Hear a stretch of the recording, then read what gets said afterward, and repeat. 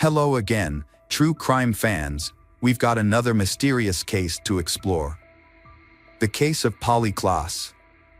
Polly Klaas was born on January 3, 1981, in Fairfax, California. She lived with her parents, Mark and Eva, and her younger sister Annie. When Polly was very young, her parents divorced. Afterwards, Polly, her younger sister, and their mother moved to Petaluma, California. Mark has started a new relationship after he and Eva divorced, and Polly gets along well with her father's new partner. After her parents got divorced, Polly made a conscious effort to maintain a good relationship with both her mother and father, helping to keep the peace within the family. As a child, Polly was described as quiet and innocent. Although she had few friends and was generally shy, she excelled in theater. Polly actively participated in school plays, community musicals, and often secured lead roles. Her passion for theater fueled her dream of becoming a talented actress in the musical theater field. Besides, Polly also enjoys having sleepovers at friends' houses or inviting them to her house. These sleepovers are usually with her close group of friends. On October 1, 1993, Polly invited two friends, Jillian and Kate, to her home for a sleepover. Her mother, Eva, agreed to let the girls spend the night. That evening, the three girls had dinner and spent the first few hours together without incident. When Eva started feeling unwell with a bad headache, she decided to go to bed, around 9:45 p.m., and asked the girls to wake her if they needed anything. Eva later said she took 2 sleeping pills and fell asleep after 11 p.m. She was suddenly awakened by Jillian and Kate screaming. The girls frantically told Eva that Polly had been taken by a man who broke into the house. Eva immediately called the police and then checked on her other daughter, Annie. She was in the room, and she didn't seem to know what was going on. When the police arrived, they questioned Jillian and Kate. According to the girls, they had been in Polly's room playing, trying on different costumes for Halloween. It was around 11 p.m. when Polly suggested it was bedtime, and her friends concurred. And when Polly went to get the inflatable bed from her mother, she met a man standing at the door. The man held a knife and was not wearing a mask. But since we're approaching Halloween, the girls initially thought it was a joke and started laughing. However, they quickly realized the situation was not a joke at all. A man forcefully entered a house and became enraged when the three girls inside began to laugh. In a fit of anger, he restrained Jillian and Kate by tying their hands and feet and then demanded to know who lived in the house. Each girl replied that it was Polly. The man then proceeded to cover Jillian and Kate's heads with pillowcases and instructed them to count to 1,000. He told them that he would temporarily take Polly away, but promised to return her shortly. However, once Jillian and Kate realized the man had left the house, they tried to free themselves, which took approximately half an hour. They left the room and immediately informed Eva that Polly was missing and that a man had taken her. They reported the incident to the police, providing a brief description of the man. This allowed the officers to create a sketch of the suspect to aid in the search. Unfortunately, there was limited evidence found at the scene. A few footprints were discovered, but they all belonged to Polly, Eva, Annie, or friends who had visited the house in the days leading up to the incident. Some fabric fibers found on the carpet in Polly's room were significantly different from those in the carpet at her home. Analysis revealed that they belonged to a car's carpet. Police searched cars belonging to people the family knew but found no match, leading them to believe the fibers came from the kidnapper's car. A palm print was also found, but it couldn't be matched to anyone in the databases at the time because fingerprinting and DNA technology weren't advanced enough. However, the print was saved for possible comparison to a suspect in the future. In addition to the fibers, a piece of fabric resembling silk was found in Polly's room. It appeared to have been cut from a garment with scissors and had a unique pattern. The police believed this could be a valuable piece of evidence in the future. A hair was also found, but its origin was unknown. The DNA technology weren't developed at the time prevented analysis, making it impossible to determine who the hair belonged to. The search for Polly was one of the largest in United States history at that time, with many volunteers joining in. Around 4,000 people, including police and volunteers, searched her neighborhood, vacant lots, and nearby estates for Polly. The police attempted to find the driver who resembled the sketch, but were unsuccessful. Time was of the essence, as police hoped to find Polly within 24 hours of her disappearance, after which it would be highly unlikely to find her alive. The investigation was handed over to the FBI, who also actively worked to find Polly as soon as possible. However, as each day passes, the chances of finding her alive diminish. The police asked people who lived nearby if they saw or heard anything unusual on the night Polly was abducted. Several neighbors reported seeing a suspicious man wandering around the neighborhood. Although he looked unusual at the time, he did not cause any concern, so they did not contact the emergency services. It wasn't until police showed the neighbors the sketch of suspect, they realized it was the same person. To gather more information about Polly's disappearance, police interviewed every teacher and staff member at the school she attended. They focused on whether anyone knew the suspect or had any details about Polly's situation. However, none of them had any knowledge about the incident, and everyone had an alibi for the time of the incident. Additionally, none of the school staff matched the suspect's description. In their investigation, the police went as far as comparing fibers found at Polly's home with the car mats of the school staff's vehicles. But all of them do not coincide. With each passing day, the sense of desperation among the family, the authorities, and the public grew. They feared that the kidnapper posed a threat to society. This added to the urgency for the police to solve the case. A $200,000 reward was offered for any information that could help locate Polly. The reward was sponsored by actress Winona Ryder, who also held a press conference calling on the public to pray for Polly's safe return.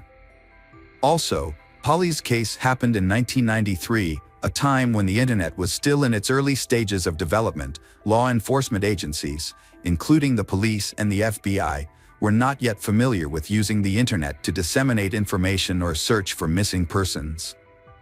3 people from California took matters into their own hands and posted information about Polly on the internet. This included a picture of Polly, a sketch of her suspected kidnapper, and a reward advertisement for any useful clues. At the time, there was no social media. But the information still managed to spread and reach approximately 25 million people in the US. FBI investigators believe that social media can play a significant role in their investigation into Polly's disappearance. Although a large number of people are following the case online, but no clues from internet users could help solve the case. Nevertheless, the campaign has attracted a large number of volunteers, and several call centers have been set up to handle the volume of calls received each day. As a result, families of other missing children reached out to the Polly family for support, hoping to find their own children too. It had been weeks since Polly's abduction, and investigators were growing increasingly frustrated.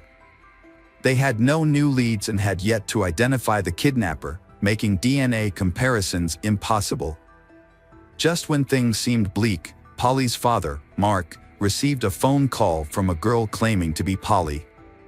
She explained that she was at a hotel and that her kidnapper had temporarily left her alone, allowing her to make the call.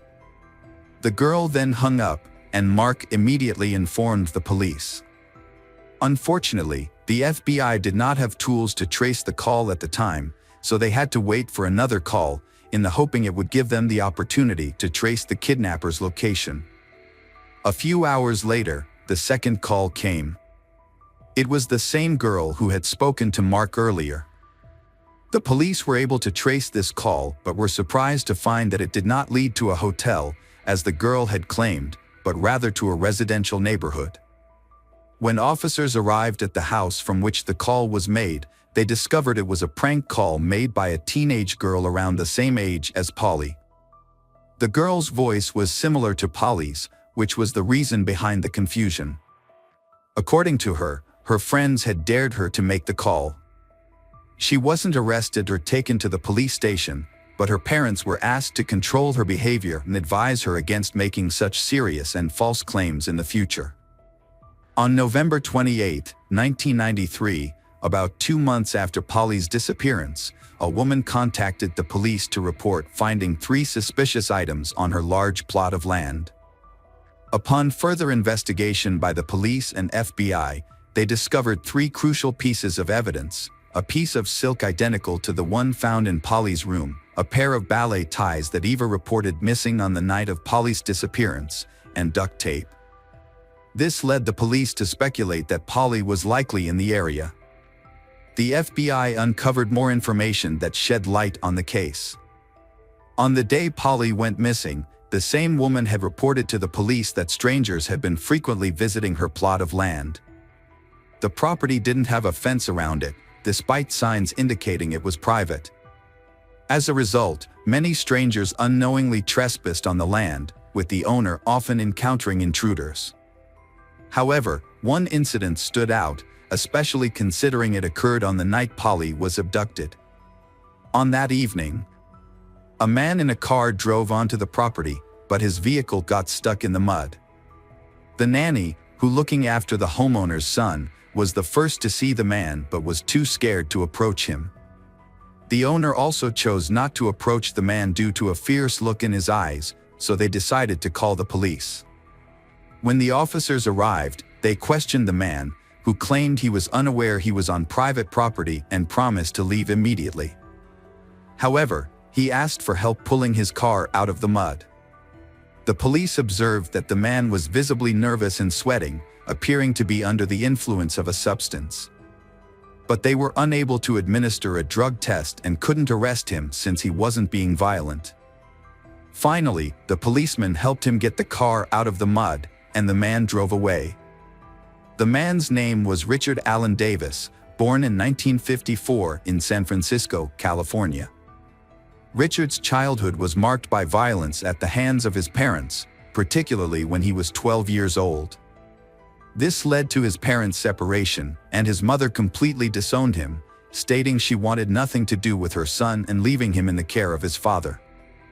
Richard's father was highly irresponsible, often leaving the house for extended periods of time, sometimes days, and leaving Richard alone. Richard sometimes stayed with neighbors or would seek out relatives. Richard started committing crimes when he was a teenager. He started stealing, got into fights, and spent several months in a reformatory school. At the age of 17, he committed a violent robbery that almost resulted in the death of the victim. The judge offered Richard 2 options: reform school or joining the U.S. Army. Richard chose to join the Army, but he was unable to maintain good behavior. As a result, he was dishonorably discharged after serving for less than 2 years. When Richard was approximately 20 years old, he was convicted of robbery, kidnapping, and received a 15-year sentence.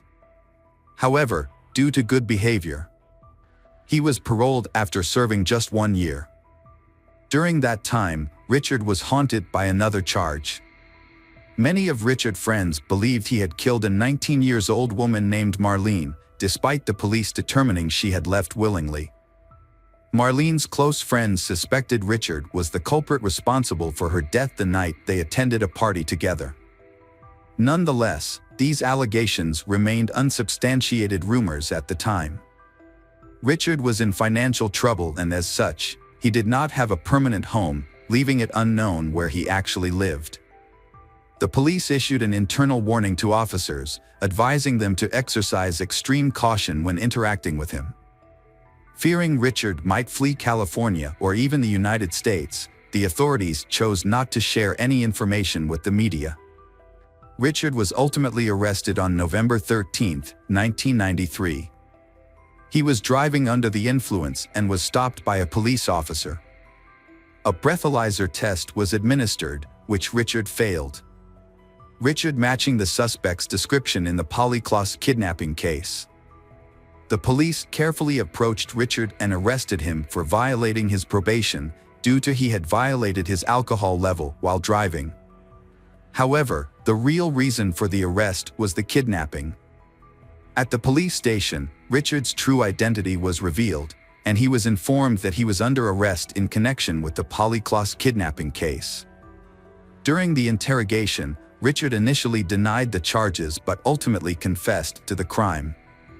Further evidence, including a palm print matching the one found at the scene and fabric fibers from his car's carpet matching those found Polly's house, supported Richard's guilt. When questioned, Polly Klaas' friends identified Richard as the kidnapper. Moreover, an identical piece of fabric was found in Richard's car and on piece of land of the woman who had called the police, providing additional evidence against him. The suspect eventually admitted to the crime after much evidence pointed to his guilt. Richard claimed that on the day of the incident, he had been using legal substances with friends and was not feeling well. Despite this, he decided to commit a burglary and drove to a neighborhood where he spotted a house with an open window. He climbed in through the window, searching for valuables, and was about to leave when he encountered Polly. She was extremely frightened, and Richard made the decision to abduct her. He put Polly in the back seat of his car and drove to a secluded area, where he sexually assaulted her.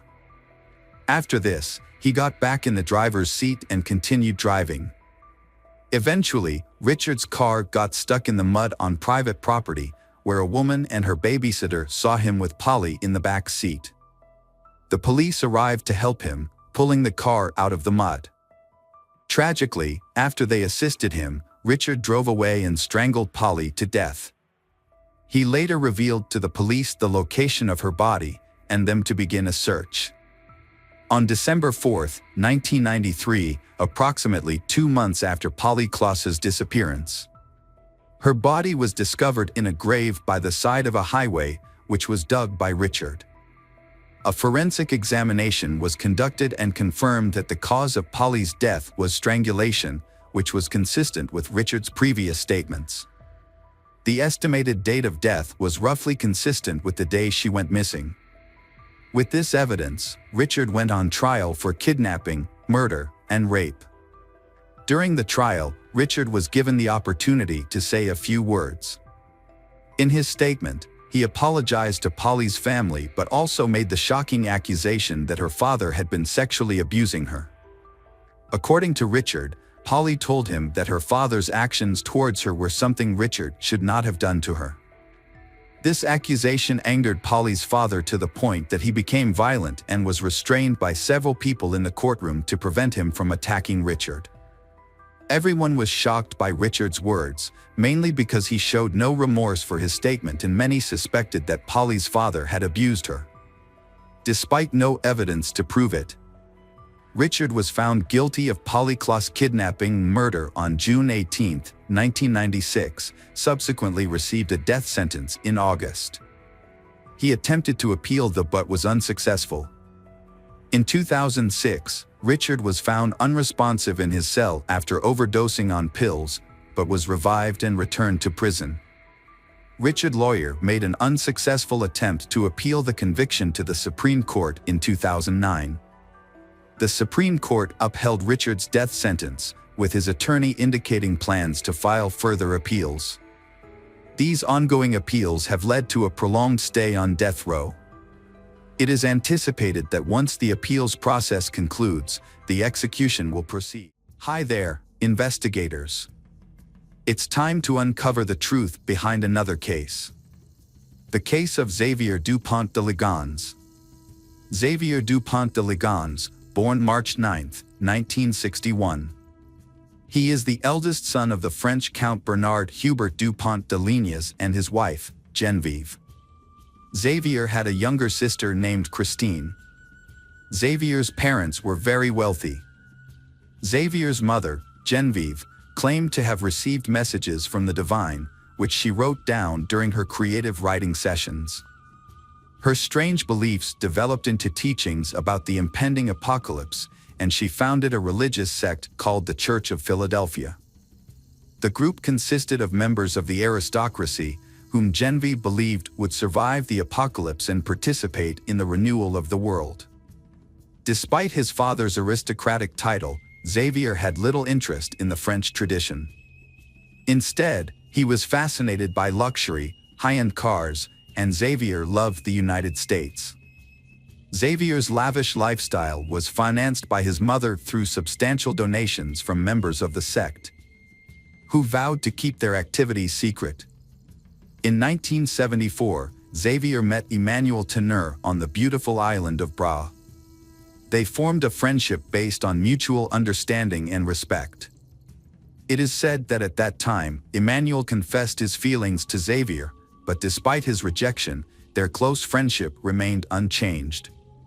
2 years later, Xavier met Agnes Hodanger in Neuilly, a suburb of Paris. Agnes was born on November 9, 1962, and Agnes was deeply religious. She worked as an assistant at the Blanche de Casse Catholic School in Nantes, where she taught catechism. Although information about Agnes' family is not widely available, there are many sources that indicate that Xavier and Agnes formed a very close relationship. The relationship developed into a short-lived romance before they decided to separate. In 1990, Agnes gave birth to her first child, Arthur, from a non-coercive relationship. Soon after, she and Xavier got back together, rekindled their love, and decided to marry. Xavier adopted Arthur as his son. 2 years after the breakup, they welcomed the birth of their second son, Thomas, who was considered the heir to the family. To commemorate this important event, Xavier chose Emmanuel as the first person to support Thomas. After Thomas, the couple had 2 more children, Anna and Benoit. The family of 6 lived happily. Xavier showed himself to be a loving father and his children excelled in school, opening up a promising future. Agnes passed on her faith to her children and took them to church. Around 2000, in accordance with their interests and wishes, Xavier moved his family to the United States. Xavier, a reserved, charismatic, and multilingual man, believed he could easily integrate into the United States. However, this project failed, resulting in significant financial loss. Upon returning to France, Xavier was left in a large amount of debt after several failed business ventures. Xavier was described as a salesman in some investigations. According to French media reports, financial problems had been a major concern for Xavier for many years. One of Xavier's failed projects was the importation of plans from the United States into French. In addition, Xavier also started a small business but found only limited success. These businesses included hotel and restaurant guides for sales representatives, a loyalty system for restaurants, and an association called the French Federation of Commerce. Xavier was also listed as the manager of another business that has not been clearly disclosed. Eventually, the business's accounts were few, and by 2003, Xavier had hired 6 sales staff. Xavier's work was often Monday through Friday and brought in less than $4,200 in reported annual income. The mounting financial problems began to strain Xavier's marriage, perhaps due to the usual disagreements in marriage. In 2004, Agnes wrote on a French forum about the challenges she and her husband faced, notably that Xavier had told her that the collective death of the entire family would not be a disaster. The financial situation worsened, and by 2009, the mounting debt had taken a serious toll on their relationship, forcing them to temporarily separate.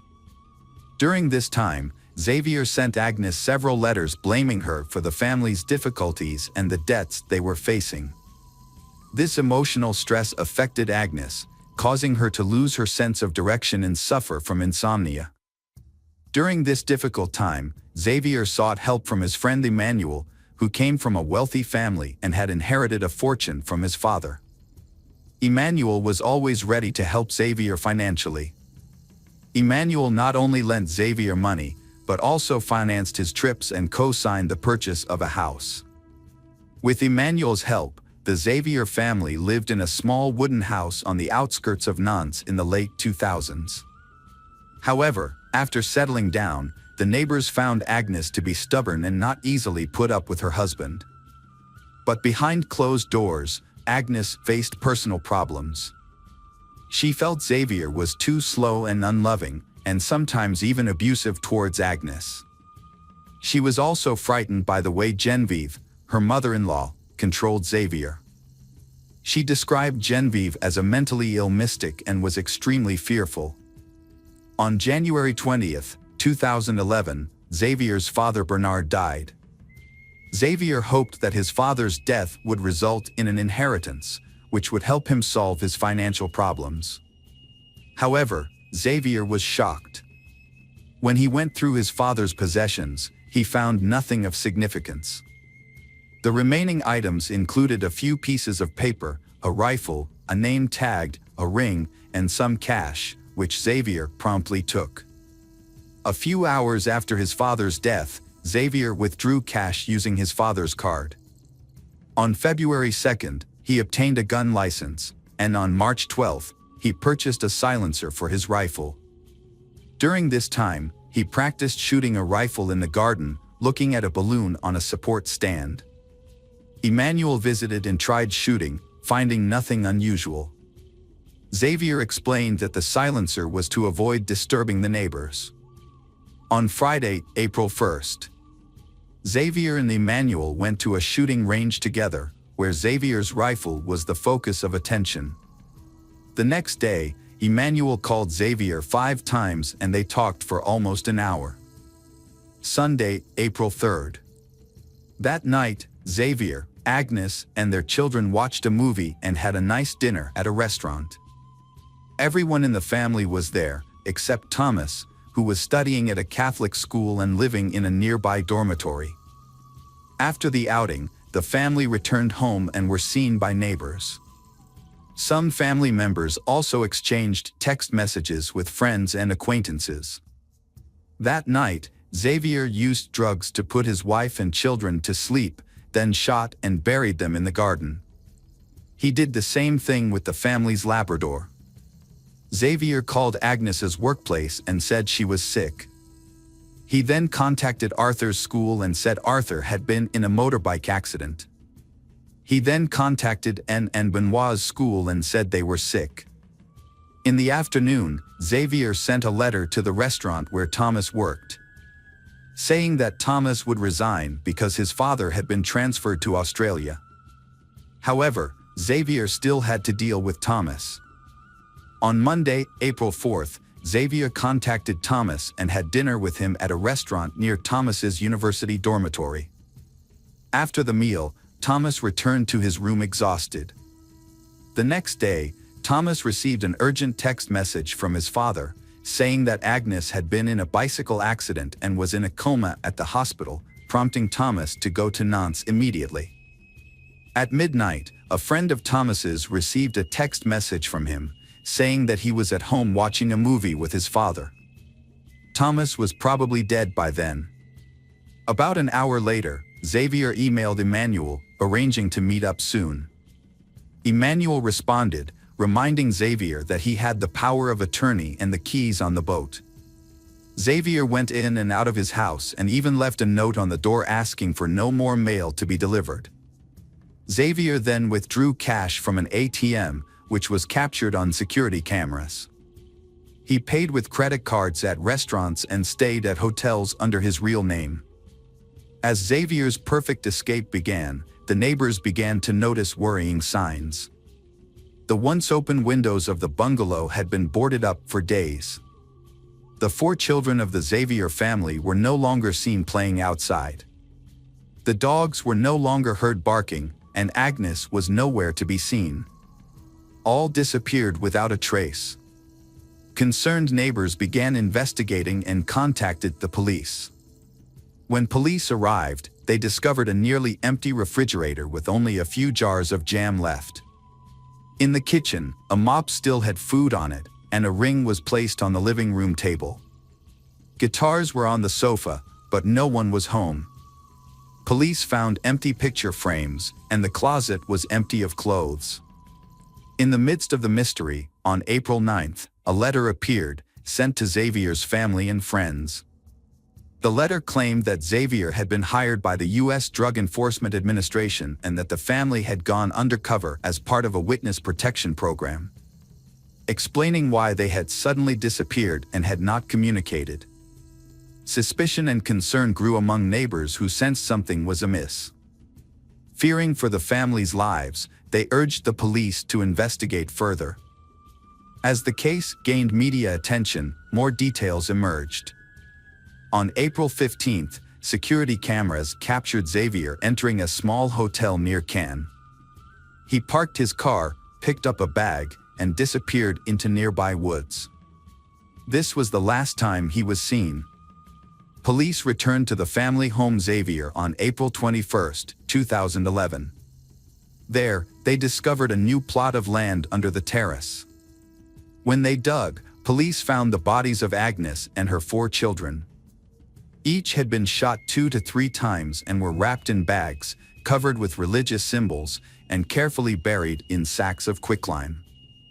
The family's 2 Labrador retrievers were also found buried. Despite a thorough search, no traces of blood, fingerprints, or DNA were found. Xavier became the most widely circulated person in France because of his alleged murder. His image appeared on every news bulletin. However, it seems that Xavier has mysteriously disappeared from the face of the earth. Autopsy results of 5 victims showed most of the bullets were shot in the head. In addition, traces of sedatives were found in the bodies of the children, which confirmed the hypothesis that they attacked while they were sleeping. A remarkable detail began to appear around Agnes. In the master bedroom, police discovered a device that Agnes used to control her sleep apnea, which had stopped working at 3:27 a.m. on April 4th. Because of the close relationship between Xavier and Emmanuel was called in for questioning by the police. Emmanuel cooperated with initial investigations. When Emmanuel was questioned about the exported rifle, Emmanuel initially knew about it. However, upon further investigation, the police discovered many inconsistencies in Emmanuel's testimony. They soon realized that Emmanuel was not being completely truthful. A crucial step occurred 24 hours later. Just before noon, Nantes police raided Emmanuel's apartment and seized Emmanuel's laptop.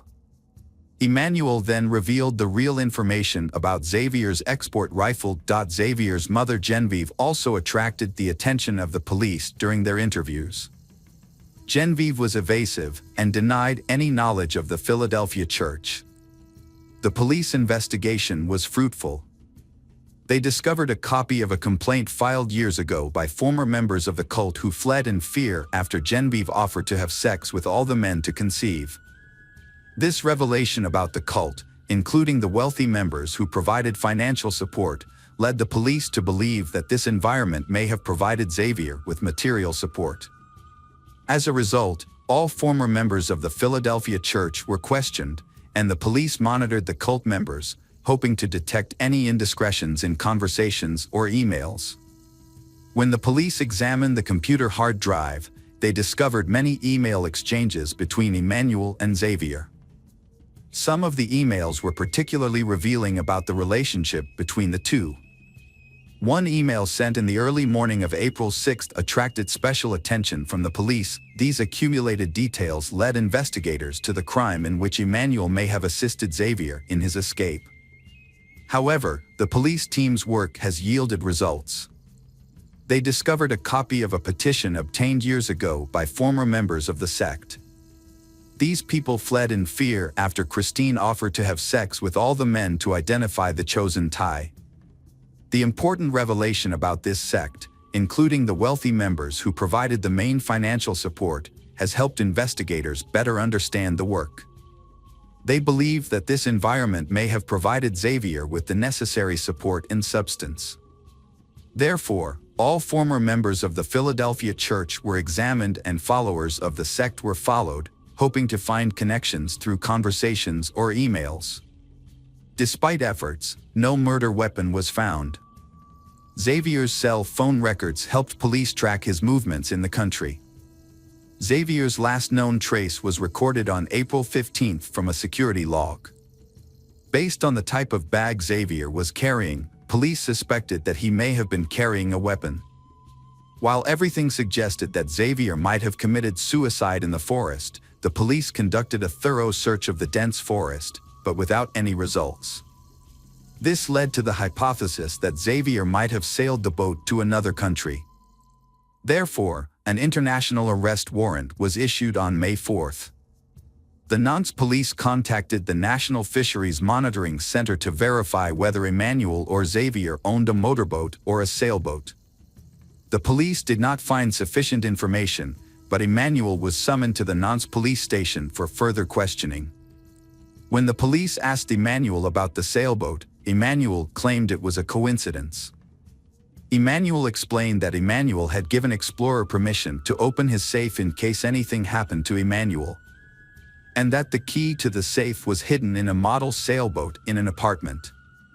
According to Emmanuel, the safe contained Emmanuel's will. Despite some suspicious coincidences, the police released Emmanuel. At this point, Emmanuel was only considered a witness. However, the police decided to put pressure on Emmanuel because they suspected that Emmanuel was a possible accomplice.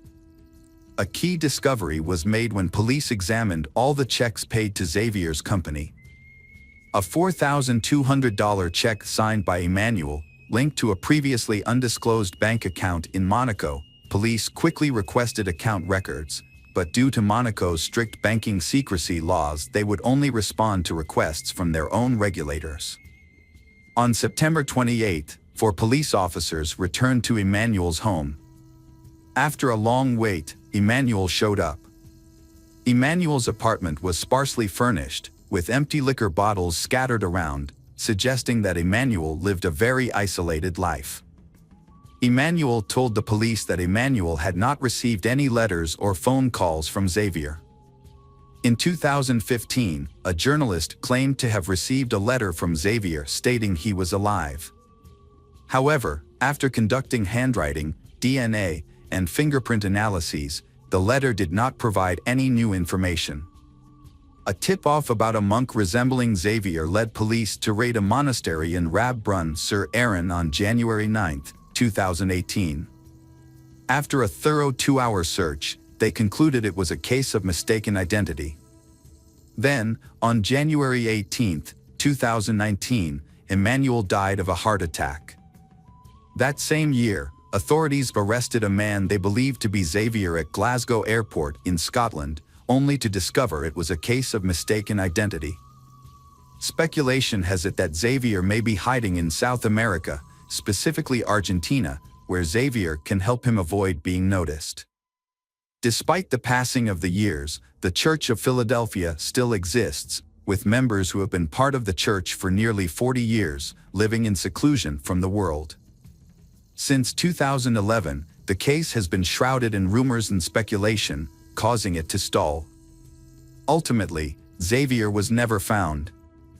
The perpetrators responsible for the deaths of Agnes and her 4 children have still not been found. Hello friends, welcome to our channel. Today we're going to take a look at another horrible case with you. The case of Brooke Skylar Richardson. The Richardson family consisted of Kim and Scott Richardson, who were devoted parents actively involved in their children's lives. Their son Jackson was passionate about football, while their daughter Brooke Skylar, or simply Skylar, was a cheerleader. Skylar struggled with an eating disorder, which had taken over her life from a very young age. Her mother, Kim, first became aware of Skylar's eating habits issues when she was in the 6th grade at just 12 years old. Skylar's fixation on food and exercise became increasingly apparent, such as when she refused to buy gum if it had more than 5 calories. As a flyer on the cheerleading squad, Skylar felt pressured to maintain a certain weight, which made her struggle even harder. Her obsession with her body image and the constant fear of gaining weight had consumed her. Skylar's battle with weight and body image started when she was a cheerleader. To stay at a certain weight, she began throwing up after eating. However, this harmful habit made her problems worse. After the cheerleading season ended, Skylar's struggle with her weight got even harder. She would have times where she ate too much food in a short time, known as binge eating, and then times where she would hardly eat or follow very strict diets. Skylar's parents saw the change in her behavior and were worried about her health. They tried to talk to her about it, but Skylar would shut them down whenever they brought it up. She didn't want to discuss it, and any attempt to talk about her weight was met with resistance. Frustrated, Skylar's parents looked for professional help from doctors and therapists, hoping they could help their daughter. After an evaluation, Skylar was diagnosed with body dysmorphia, a condition characterized by an obsessive focus on a perceived flaw in appearance, often leading to significant distress and impairment in daily functioning. In the summer of 2016, just before her senior year, Skylar started dating her friend's cousin. However, the relationship was short-lived, and by January 2017, she had moved on to a new boyfriend, Brandon, a high school student. At this time, Skylar seemed genuinely happy and was gaining weight. Her parents, Kim and Scott, were hopeful that her eating disorder was under control as they noticed her healthy appearance and genuine happiness. In February, Skylar chose her prom dress, a tight-fitting one that required her to be laced into it. A month later, in mid-March, Skylar went on a family vacation, during which she wore a two-piece swimsuit. Her mom, Kim, thought she looked great. Kim, aware that Skylar and Brandon were getting close, wanted Skylar to start taking birth control pills, believing this would protect her daughter's health and prevent unwanted pregnancies. In mid-April 2017, Skylar visited her mother's gynecologist to get a birth control prescription. Kim waited outside the doctor's office while Skylar met with the doctor. After leaving the examination room, Skylar emerged in tears. Kim immediately asked her daughter why she was so upset, and Skylar replied that it was a traumatic experience. Unbeknownst to Kim, the real reason behind Skylar's tears was that the doctor had informed her that she was approximately 8 months pregnant. Skylar asked the doctor to keep the news secret, as she wasn't ready to share it with her loved ones. 9 days after the incident, Skylar, who was heavily pregnant at the time, attended her prom with her boyfriend Brandon on May 5th. Despite her advanced pregnancy, Skylar was able to fit into her prom gown. 2 months later, on July 14, 2017, the police arrived at the Richardson home. They informed Skylar's parents, Kim and Scott, that they needed to speak with Skylar about something she may have witnessed. The police reassured the parents that Skylar was not in any trouble and took her at their word. Scott decided to drive Skylar to the police station, unsure of what would happen when they got there. The police wanted to ask Skylar some questions about a call they had received from a doctor who specializes in women's health.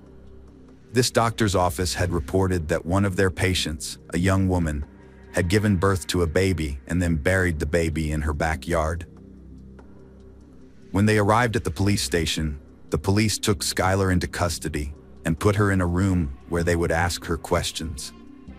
Skylar's father was not allowed to be in the room with her before the interview started. The police then read Skylar her rights and told her about the call they had received from the doctor's office. According to the caller, on April 26th, Skylar had gone to the doctor's office and found out she was pregnant. But when she went back to the office, she told the doctor that the baby was not alive and that she had buried it in her backyard. During her police interview, Skylar confessed to giving birth to a stillborn baby girl on May 7, 2017. She revealed that she had delivered the baby in her bathroom, where she discovered the infant wasn't breathing and had no heartbeat. Skylar felt compelled to bury the baby and opted to keep the incident a secret. Without making a sound, Skylar went downstairs, fetched a small garden shovel, and dug a shallow grave in her backyard. She buried the baby, marking the spot and preserving the memory of her child. Skylar placed a vase with a flower at the burial site. After questioning Skylar, the police informed her parents, Kim and Scott, about the true reason she was brought to the station. Kim and Scott were stunned to learn their daughter had been pregnant, as they were completely unaware. Kim was devastated upon hearing the news, saddened that her daughter had endured this ordeal alone. Skylar told her parents she had named the baby Annabelle and said the father was a cousin of a close friend, someone she had briefly dated. Then, crime scene investigators arrived at the Richardson home to search for the baby's remains. The investigators carefully searched the area, removing weeds and brushing the ground to uncover any hidden evidence. Despite the overgrown vegetation, they thoroughly examined every inch of the area. After clearing the weeds and brushing the ground, the police found several bones, including parts of the skull. They carefully collected these remains, placing them in small body bags to preserve any evidence they might hold. The investigators took great care to handle the bones gently, ensuring they remained intact. One investigator recalled that the remains had a strong odor, while another investigator acknowledged that the bones were extremely small, making it challenging to distinguish them from rocks. The coroner confirmed the discovery of hair and tiny fingernails, but no organs or other recognizable features. After being questioned for over 5 hours, Skylar and her parents were permitted to return home. However, 6 days later, the police contacted Skylar, requesting her presence once again. They reassured her father, Scott, that she was not in trouble. During the subsequent interview with Skylar, the police revealed that they had received new information from the coroner's office that contradicted her initial account. The medical examiner who analyzed the remains claimed to have found evidence suggesting that the baby's bones may have been subjected to fire. Skylar was taken aback when the police told her that her baby had been burned. She strongly denied starting a fire, insisting that she would never harm her child. However, the police were convinced that Skylar was guilty of killing her baby girl and trying to destroy the evidence by burning her remains. They suggested that Skylar might have tried to cremate the baby's body to get rid of it, but this idea only confused Skylar further. She remained adamant that she hadn't burned the baby. But then Skylar changed her story. She told the police that she did have a lighter and might have used it to try to cremate her baby's remains. She also revealed that the baby might have been born alive, as it had made a sound, possibly even cried, on one occasion. Skylar admitted to holding the newborn too tightly, which might have contributed to its death. During a 1-hour interrogation, the police collected enough evidence to arrest Skylar on a charge of reckless homicide. They believed that Skylar had suffocated the baby. After presenting their case to a grand jury, Skylar was eventually indicted and arrested for aggravated murder, a charge that carries a mandatory life sentence in Ohio. At her arraignment, Skylar pleaded not guilty to the additional charges of voluntary manslaughter, abuse of a corpse, and putting children in danger. She spent the weekend in jail until her family could secure a $50,000 bond. Following the tragic death of her child, Skylar found herself at the center of a fierce media storm. From the moment her name was made public, the public judged and scrutinized everything she and her family did. The constant judgment and scrutiny had a severe impact on their well-being, leading them to retreat to the safety of their own home. However, even there, they received threats that made it difficult for them to venture outside, and the public would take pictures of them, further fueling the frenzy and adding to the immense pressure they faced.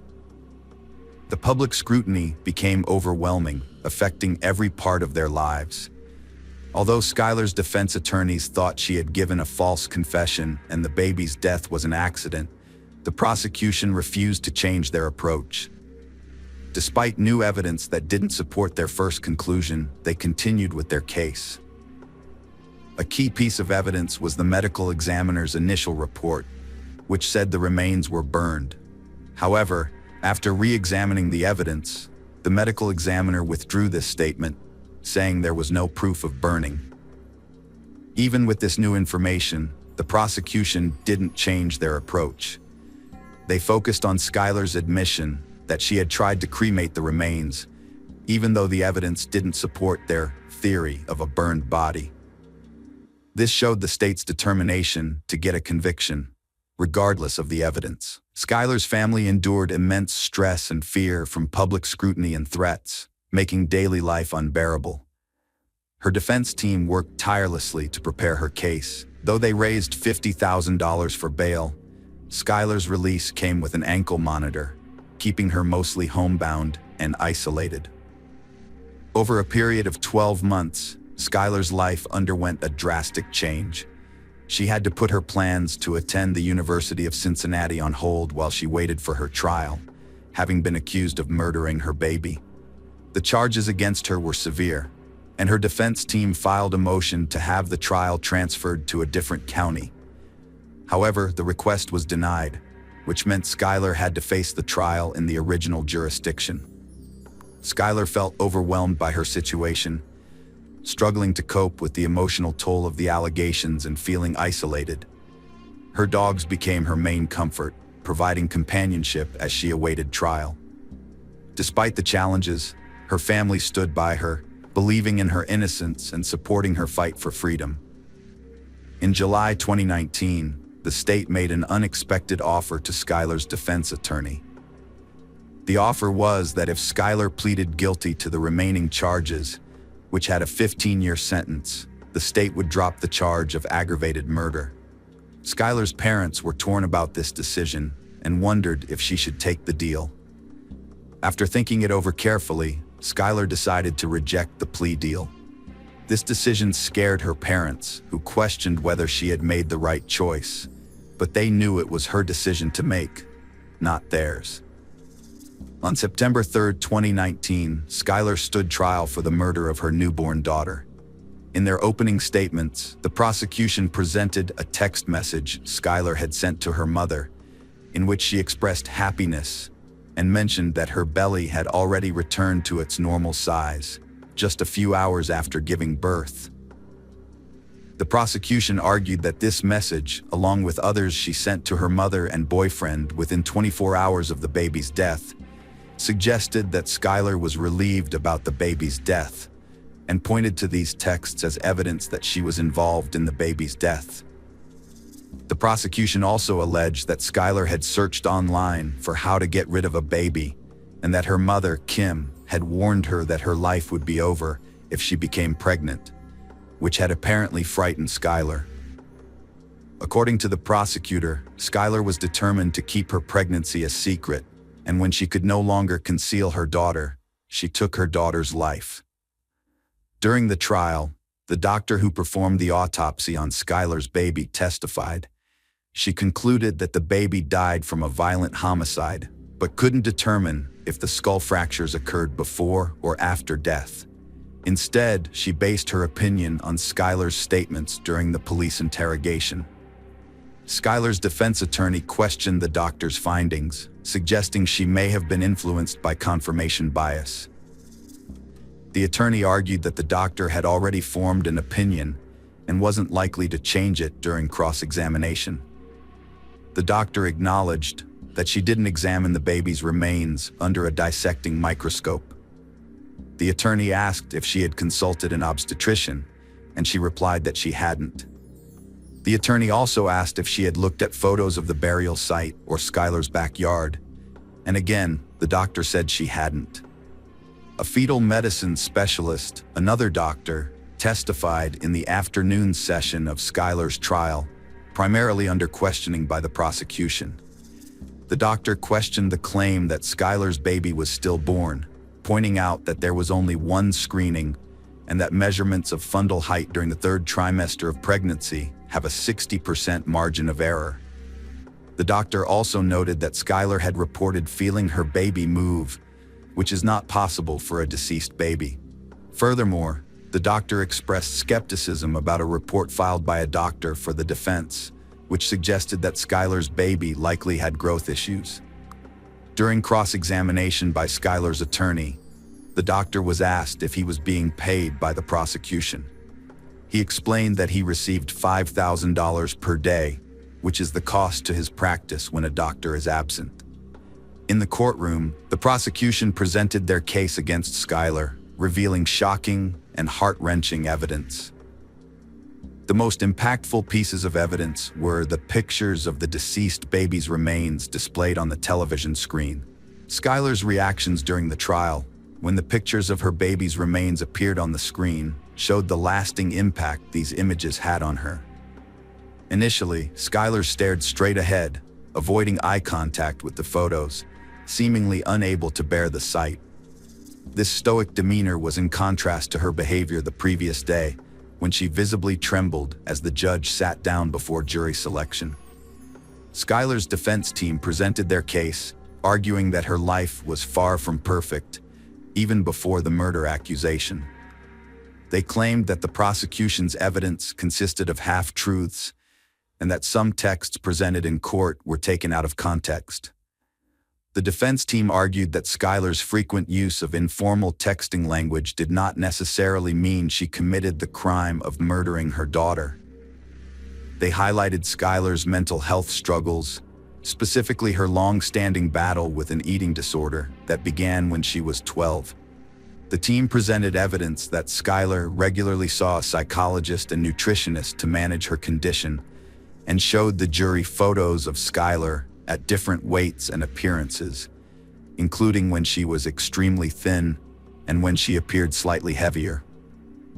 Skylar's defense attorneys highlighted that despite her physical condition, she had cradled the baby for hours while bleeding on the bathroom floor, demonstrating her strong commitment to comforting and caring for the lifeless body after enduring extreme pain.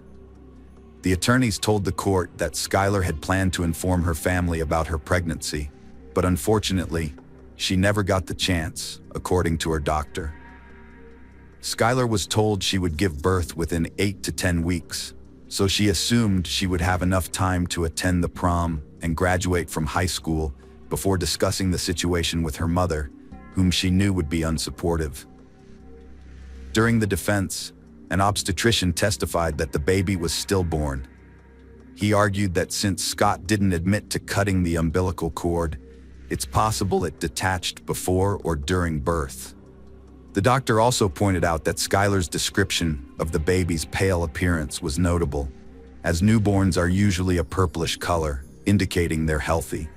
Additionally, the obstetrician stated that Skylar's weight gain of only 15 pounds throughout her pregnancy was minimal, and suggested that her eating disorder may have restricted the baby's development in the womb. This testimony aimed to raise questions about the accuracy of Skylar's statements to the police regarding the baby's well-being. The defense argued that Skylar had been selective in what she told the police during her interrogation, omitting any harmful behavior towards the baby, and that her testimony lacked credibility. They suggested that other factors might have contributed to the baby's death. After a 1-week trial, the jury deliberated for 4 hours before delivering a verdict. Skylar was acquitted of aggravated murder, involuntary manslaughter, and child endangerment. However, she was found guilty of abuse of a corpse, a felony carrying a maximum 1-year prison sentence. The judge ordered her to remain in jail until her sentencing hearing, which took place the following day. At the sentencing hearing, Skylar apologized for her actions and acknowledged the seriousness of her mistakes. The judge was unsympathetic, rebuking Skylar for her role in the tragic loss of her baby. He emphasized that better decisions during her pregnancy would have saved her child's life. The judge's words were stern and unyielding, making it clear that Skylar's choices had devastating consequences. After expressing his dissatisfaction with Skylar's behavior, the judge sentenced her to 3 years of probation for abusing a corpse. This sentence served as a reminder that her actions were both morally wrong and illegal. In November 2020, Skylar's lawyers asked the judge to end her probation 2 years early, and the request was granted. During the hearing, Skylar said she wanted to return to a normal life and didn't need a probation officer to supervise her anymore. The judge acknowledged her progress and agreed that the probation department no longer needed to devote resources to her case. The judge emphasized that probation is not just about punishing or rehabilitating someone, but also giving them a chance to show why they shouldn't be sent to prison. Since being found not guilty, Skylar has made the most of her second chance. She has finished 2 semesters of college and has been working part-time at the law firm that defended her. Although she was cleared of all charges, Skylar has encountered difficulties in finding more employment due to her being on probation. However, she remains resolute in pursuing her career ambitions and has shown an interest in going to law school to become a public defender. Hello friends. Welcome to our channel. Today we're going to take a look at another horrible case with you, the case of Carjan Oviedo.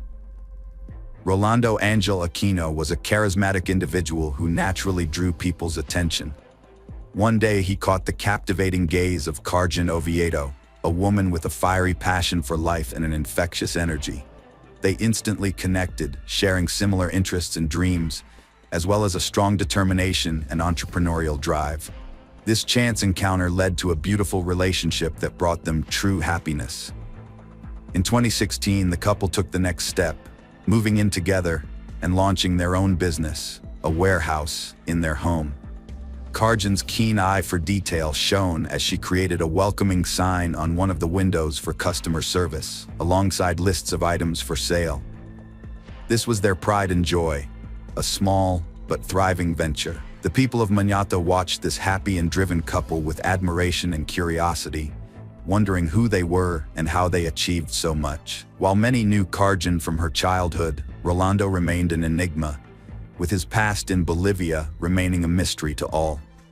Rolando not only co-ran the business with Carjan, but he also worked at the Galeen Fair, where wholesale fruit sales took place. From the outside, it seemed like they had found their perfect life together. But even the strongest relationships can be put to the test. One day, Rolando was shocked to find Carjan in the car with another man.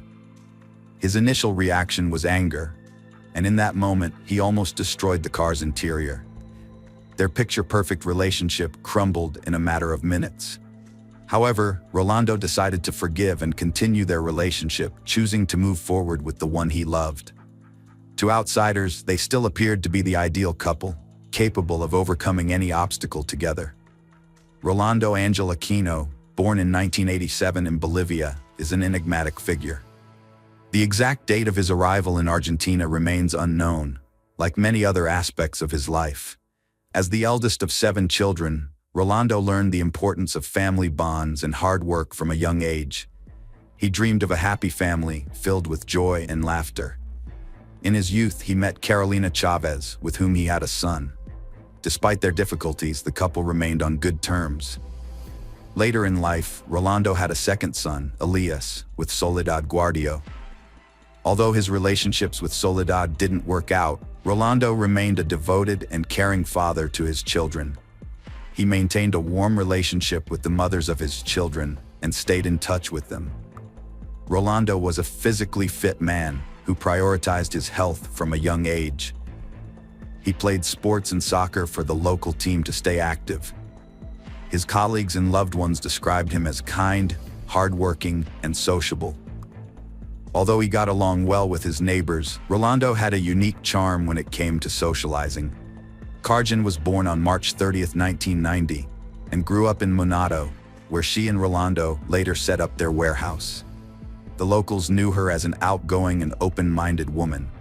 Like Rolando, Carjan longed for a happy and successful family life with a loving and devoted partner.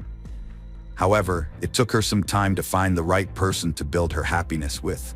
Carjan had 2 daughters from previous relationships before meeting Rolando. One of her former partners, Rule O.A., was the father of one of the girls, and she married him in 2013. However, their marriage was troubled and eventually headed for a breakdown. Rule claimed that financial struggles were one of the main reasons for their conflicts. Feeling anxious about his life and seeking better opportunities, Rule left his family under the pretense of buying something essential, fleeing the city and moving abroad to avoid being traced. By the summer of 2019, 9-year-old Elias was living with Rolando and Karjan. They had made plans to spend quality time together in the coming months. However, on the morning of July 12, 2019, Rolando found Elias unwell when he went to wish him good morning before leaving for work. Concerned, Rolando took Elias to the children's hospital to see a pediatrician.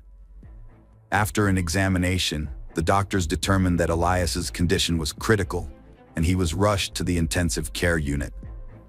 Despite the best efforts of the medical staff, Elias tragically passed away shortly after arriving at the hospital. The remarkable thing about Elias's death was that he had been in perfect health when he left home, showing no unusual symptoms, and seemed equally well when he arrived at his father's house. However, the medical report was shocking. It revealed that Elias had died from severe poisoning, which caused his organs to fail and a blood clot in his brain. This news left Elias's parents stunned, as they could not understand how their active and healthy son could have suddenly died from such a mysterious illness. As part of their professional duty, the doctors recommended further forensic investigation. However, Elias's mother and grandmother were too grief-stricken to consider this, and they refused. The funeral home Karjan suggested cremating the body, but Elias's mother declined, preferring to bury her son in a private cemetery where she could visit his grave and lay flowers. Elias's sudden death shattered Rolando's heart, leaving him devastated by the loss of his youngest son. Karjan, who was caring and loving, stood by him every step of the way, never leaving his side. She took charge of all their business affairs, providing him with gentle support and helping him navigate his pain and grief. As time passed, the warmth and love from the woman he cherished gradually eased his suffering. 16 months after the tragedy, Rolando took a major step and proposed to Karjan, and they got married, with Rolando convinced she'd always be by his side. However, their happiness was short-lived. On February 6, 2022, Karjan returned home from a beauty salon and gym visit, and the next day, February 7th, she noticed Rolando was experiencing serious health issues. A medical ambulance was called to their home as Rolando, 35, suddenly felt very ill after vomiting profusely and collapsed in their living room. The housekeeper called for emergency medical help.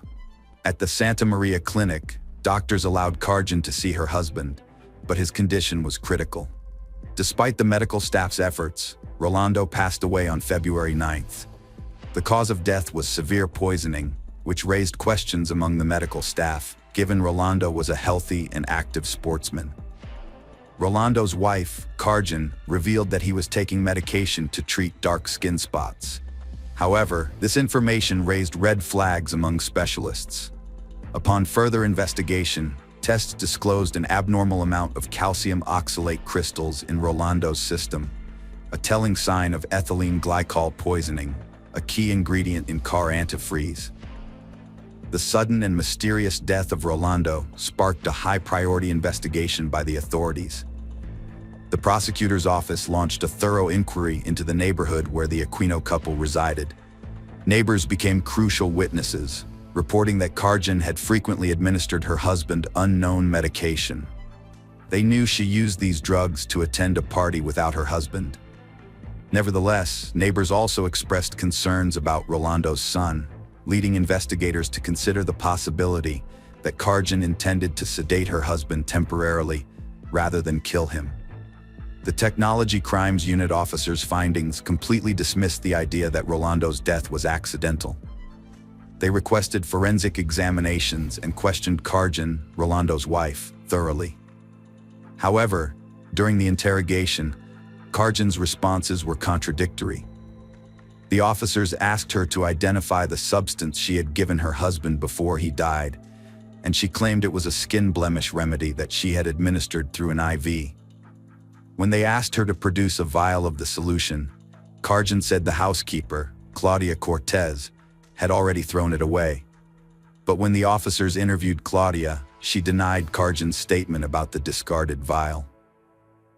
Claudia also revealed that she had overheard a conversation between the couple in which Rolando expressed dissatisfaction with his medication. Karjan was detained, and her cell phone was seized as part of the investigation. The news of Rolando's death shocked his family, friends, and teammates. Those who regularly visited the Aquino couple's warehouse and other locals were also stunned. Everyone struggled to understand what had happened and why the family's father had died so suddenly. Rolando's ex-husband was shocked when rumors started circulating that Karjan had deliberately poisoned him. The ex-husband described Karjan as always being affectionate and never violent towards him. However, an investigation into Karjan's phone revealed that she had searched online for information on the most deadly poisons and ways to erase her search history. Furthermore, records showed that she had ordered ethylene glycol twice from an online store. According to the Agency for Toxic Substances and the U.S. Centers for Disease Control and Prevention, ethylene glycol is a synthetic substance used in antifreeze production, which is odorless, has a sweet taste, and is extremely toxic to humans. Based on forensic evidence and other clues, the prosecutor's office accused Karjan of intentionally poisoning Rolando by mixing the substance with orange juice, which severely damaged his health and ultimately led to his death. A series of strange and tragic events in the Aquino family prompted the authorities to take drastic action. Suspicions arose over the cause of 9-year-old Elias's death, leading to a new investigation. The prosecutor's office launched a detailed probe into the boy's medical history. According to his mother, Elias was healthy and active until he suddenly slipped into a coma at his father's house, never to recover. However, the death certificate stated that the cause was a malfunction of his internal systems and cerebral thrombosis. Investigators doubted that a healthy 9-year-old could have died from such causes. The prosecutor's office requested information on possible ethylene glycol purchases and received a response confirming that Karjan had bought the poison on July 2, 2019, shortly before Elias arrived at the Aquino home. Relatives also confirmed that Karjan insisted on cremating Elias's body, but the birth mother refused, preferring to bury her son. The gathered evidence was sufficient for prosecutor Claudia Rios to file new aggravated murder charges against Karjan on March 4th, related to Elias's poisoning. On March 14th, a judge ordered Karjan's pretrial detention, which she tried to appeal, but the judge rejected, ruling that she should remain in custody until the trial began. The highly anticipated trial commenced on November 28, 2022, at the Mendoza Criminal Court, drawing widespread public and media interest. 2 pending indictments were being addressed, one led by prosecutor Fernando Guzzo, focusing on the murder of Elias, and the other involving Claudia Rios, related to the murder of Rolando. Karjan's defense team sought to counter the charges, claiming that Rolando had a history of violence and abuse, and that there was insufficient reliable evidence to support the allegations.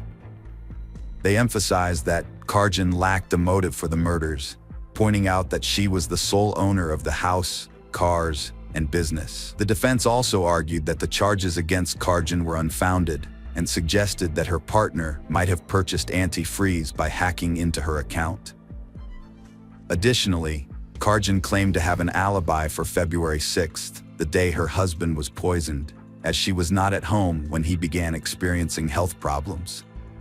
After the initial phase of the trial, the defendant, dubbed the Gumalan poisoner by the media, was given the opportunity to speak.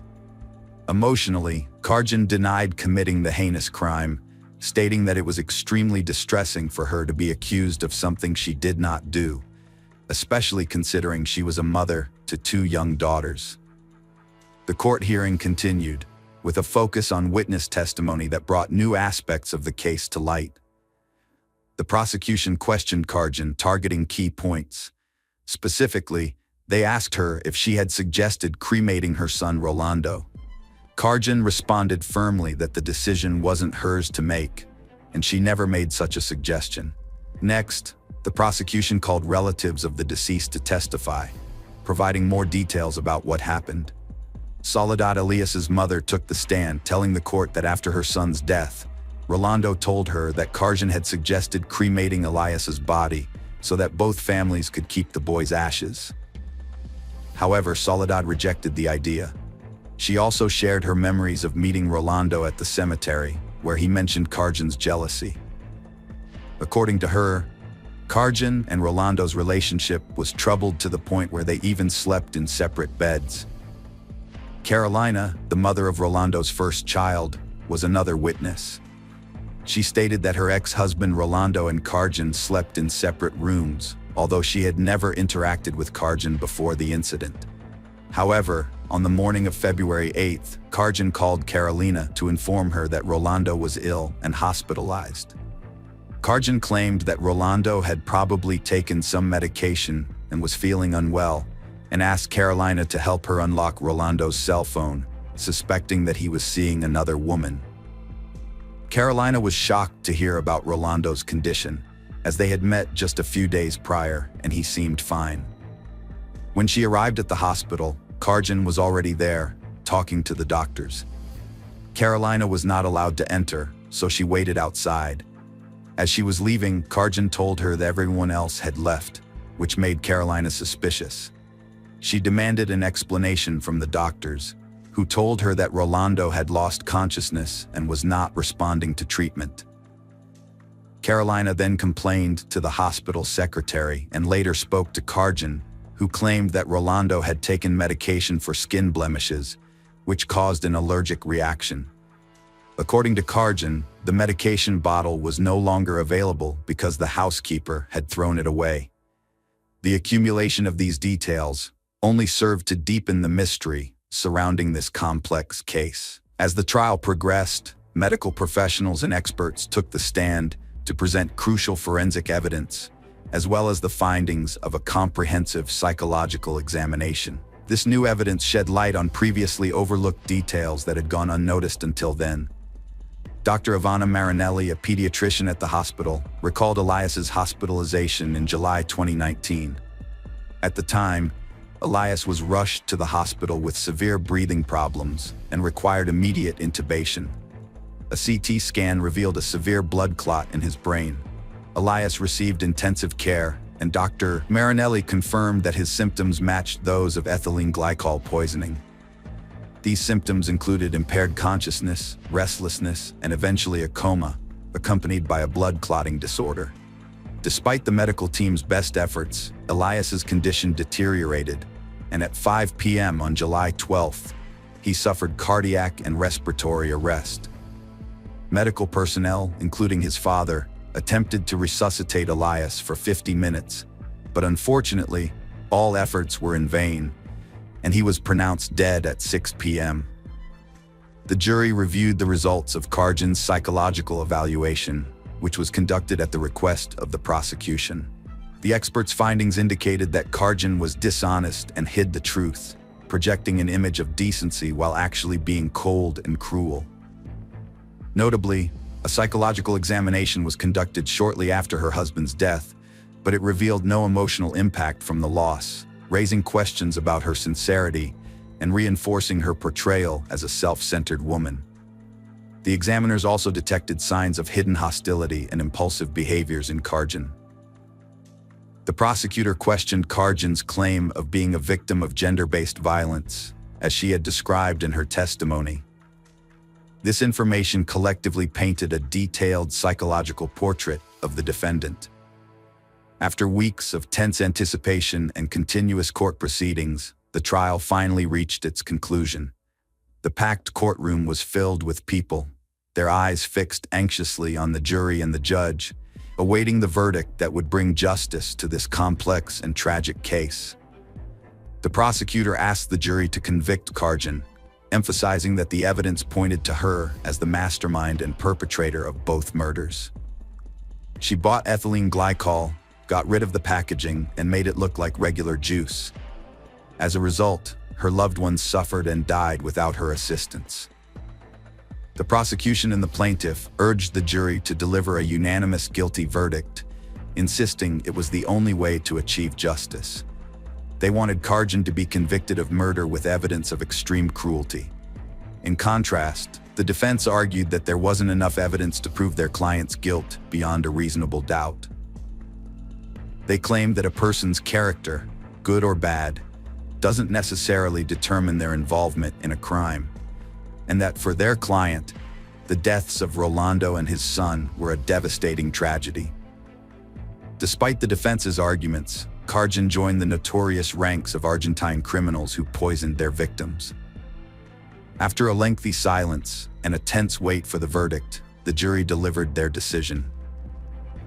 In a unanimous verdict, they found Karjan guilty of murdering Elias and committing the crime with exceptional cruelty. Additionally, they convicted her of Rolando's aggravated death, which was caused by an insidious procedure. Karjan, dressed in black with white beads around her neck, remained expressionless as she heard the verdict. The jury's guilty verdict resulted in her receiving a life sentence in prison. Karjan, the defendant, attempted to evade punishment for the treacherous murders that shocked society and left many unanswered questions. Her plan to cremate the victims' bodies may have been her final attempt to avoid the punishment she deserved. Nevertheless, the court and jury remained unmoved by her tactics and delivered a just verdict. Why did Karjan kill her loved ones? This question remains unanswered, a mystery that continues to baffle. On the surface, she had everything one could ask for to be happy.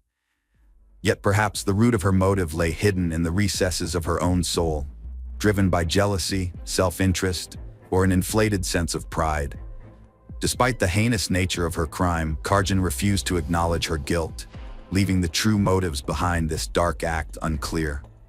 Now, as Canova faces a lengthy prison sentence, she will have ample time to reflect on the dark forces that may have consumed her, ultimately destroying not only her own life, but also those around her. This tragic tale serves as a poignant reminder that even in the closest of relationships, terrible secrets and mysteries can lurk beneath the surface, and that true love and loyalty must always be our guiding principles. Hello friends, welcome to our channel. Today we're going to take a look at another horrible case with you, the case of the Winkler family. On March 22, 2006, the small town of Selmer, Tennessee was shaken when it received terrible news. 31-year-old pastor Matthew Winkler was brutally murdered in his own home, and his wife Mary and their 3 daughters, 8-year-old Patricia, 6-year-old Mary Eliza, and 1-year-old Brianna, vanished without a trace. That evening, Matthew failed to attend the Church of Christ service with his family, which was out of character for the responsible pastor who always informed others if he needed to miss an event. What's more, none of the family members answered their phone, which added to the growing unease. Concerned community members decided to visit the Winklers' residence to investigate and offer help if needed. When they arrived, the house appeared normal, with no signs of forced entry or anything suspicious. Inside, lights were on in several rooms, and a television was playing loudly in one room, giving the impression that the family was simply busy with their daily activities. The front door was locked, and despite knocking, no one responded. Phone calls also went unanswered. Through the curtained windows, it was impossible to determine if anyone was inside or what was happening. Although the situation was extremely unusual, no one was eager to contact the police. Instead, a community elder was called, and they advised searching for a spare key to let themselves in. An hour and a half later, community members finally entered the house and discovered an unsettling scene. Everything inside was in order, with no signs of intrusion, but the owners were missing. The scene seemed normal until they entered the master bedroom, where they found the pastor's lifeless body lying on the floor in a pool of blood. A massive gunshot wound in his back had caused blood to spatter everywhere, and dried blood foam covered his face. The body had already gone cold and stiff, indicating that Matthew had likely been killed that morning, as he was still dressed in his pajamas.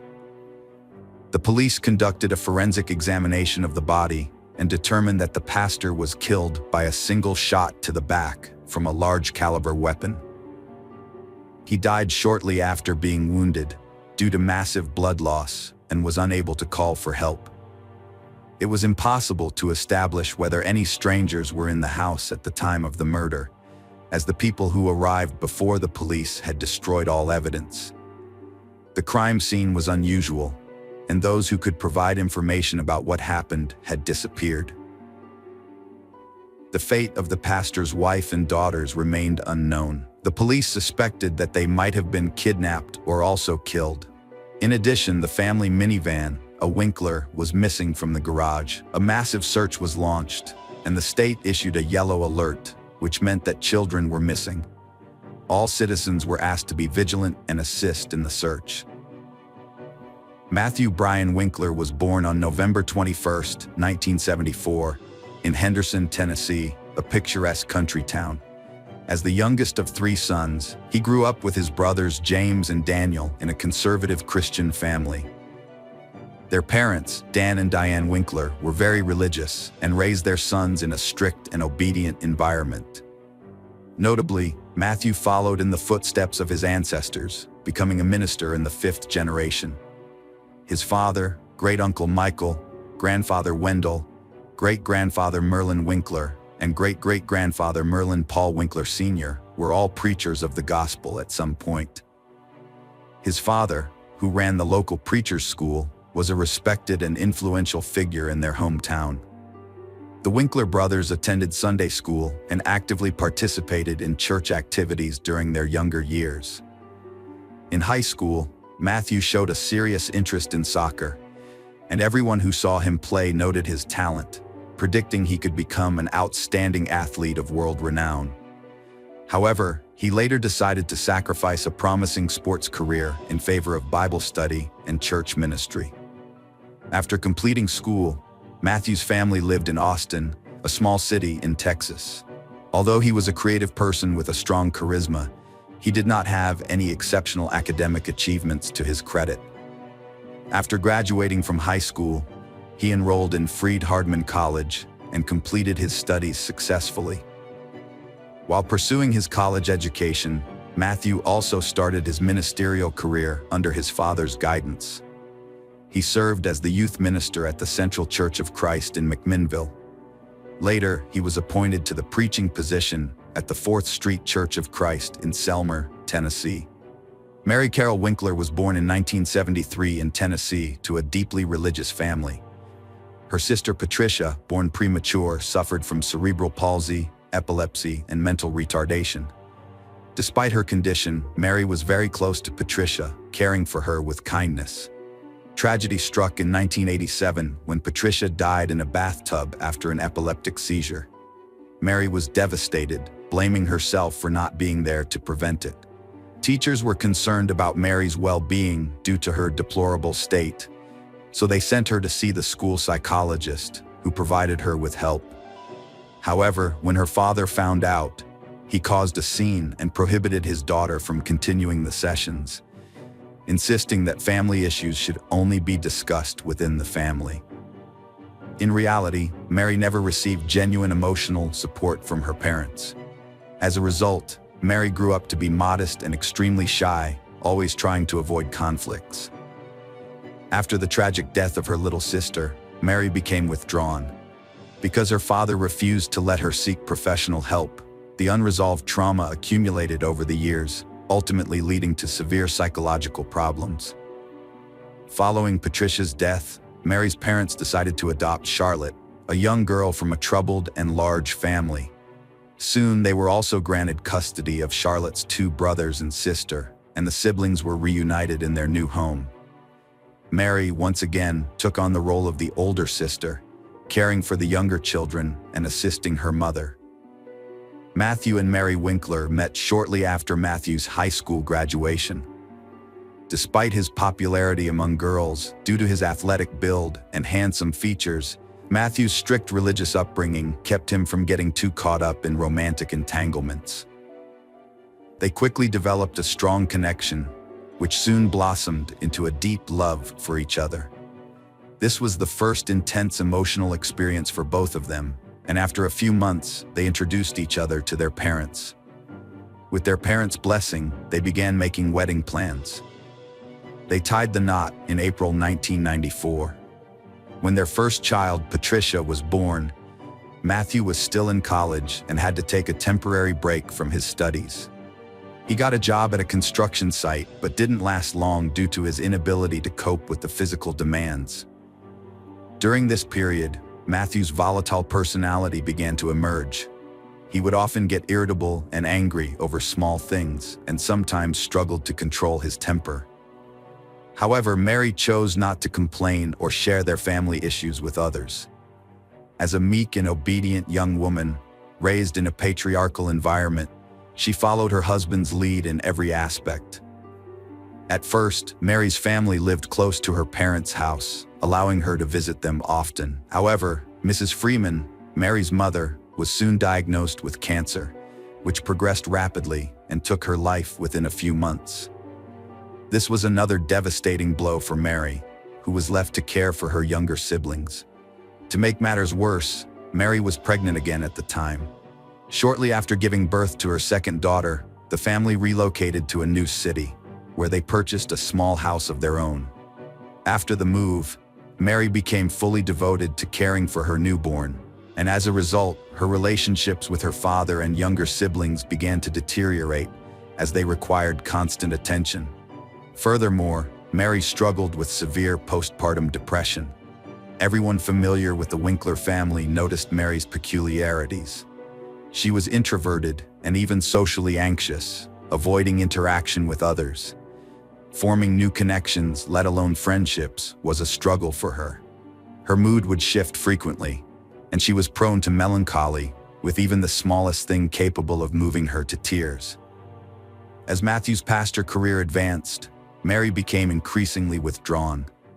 The situation grew more complicated when she became pregnant again, only to learn months later that the fetus had died. This devastating news deeply disturbed Mary, who had been eagerly anticipating the child and dreaming of a large, loving family. It took 2 years for her to see the long-awaited positive pregnancy test, and her joy was overwhelming. However, this time around, Mary concealed her pregnancy for a long time, as if fearful of something. Mrs. Winkler's strange behavior stemmed from childhood trauma and an unhealthy upbringing. Her husband, the family head, was authoritarian, demanding obedience. Behind the facade of a perfect couple, he was violent, often yelling at her without reason. The rumors of the pastor's cruelty spread after Mary appeared with a black eye. Matthew's urge for role-playing and adult toys clashed with Mary's conservative upbringing. She resisted, enraging him, and he tried to force his desires. After abuse, Mary confided in a friend who betrayed her trust, fueling rumors about the clergyman's behavior. Matthew was denied a church leadership promotion and forced to step down from teaching Sunday school due to unfavorable rumors about his personal preferences. His family had to relocate to a new city, where they started fresh. In Selmer, Matthew became a pastor again, and his wife took a part-time job. Despite challenges, they earned the admiration and respect of their community, seen as an exemplary couple and model family. The Winkler family and their neighbors became close friends, often visiting and sharing holidays. Months before the tragedy, Mary bragged about her husband buying a gun for self-defense and taking her to the shooting range. She learned quickly and accurately hit targets. It came out that the Winklers already had guns at home, bought by the pastor for self-defense, which puzzled the guests since they lived in a peaceful town with no enemies. After another move, the couple's financial situation became precarious. Mary sought out various part-time jobs and decided to pursue a medical degree, aiming to work in a clinic and help children in need. However, she soon turned to financial fraud to improve their family's financial standing. Mary later claimed she didn't realize her actions were illegal and intended to pay back the money once she got back on her feet. What Mary did is commonly known as artificially inflating account balances. She received checks from unknown sources, deposited them into a joint bank account with her husband, and then changed the account address so that all communications would be sent there. The total amount of checks received was nearly $177,000, which raised suspicions among bank employees. They invited the couple to the bank branch to clarify the situation, but the Winklers never showed up, further fueling suspicion. Although it was assumed that Matthew was unaware of his wife's actions after his death, Mary tried to convince the court that the fraud was his idea and that he had forced her to make shady transactions while he remained in the background to avoid detection. Mary's disappearance sparks suspicion. Her family's in danger after her husband's murder, and she's initially seen as a victim. But after neighbors' accounts and fraud evidence, she becomes the prime suspect. Authorities must find her, her kids, and the family car to ensure their safety. They're tracing her bank transactions and cell phone signal. Mary was discovered the following day in an Alabama resort town where she was enjoying quality time with her children at a local amusement park. Apparently, she had planned a special day for them, aware that her impending imprisonment would separate her from her daughters for an extended period. Upon being taken to the police station to provide statements, they recounted a consistent and confident narrative. They claimed that intruders had broken into their home, assaulting their father, and their mother had armed herself to protect them. According to the girls, they were then forced to flee for their safety. Their father was still alive and in the hospital, and they were about to visit him. However, Patricia and Maria Eliza did not witness the events that unfolded in the house. All they knew was that they heard a gunshot, caught a glimpse of their father lying on the floor, and then their mother quickly got them into the car and they drove away.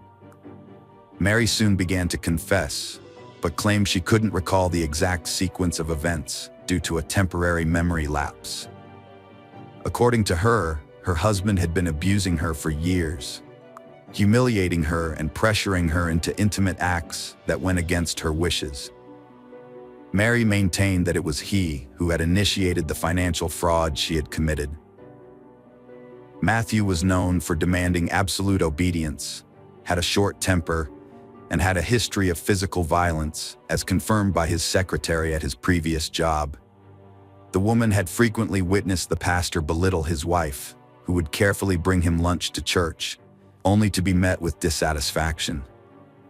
The evening before the tragic event, a scandal erupted in the family, prompting the couple to sleep in separate rooms. Mary was distraught, crying throughout the night, and in the morning, she found herself holding a loaded shotgun, which her husband habitually kept at the ready. She entered Matthew's room, where she shot him in the back while he lay in bed.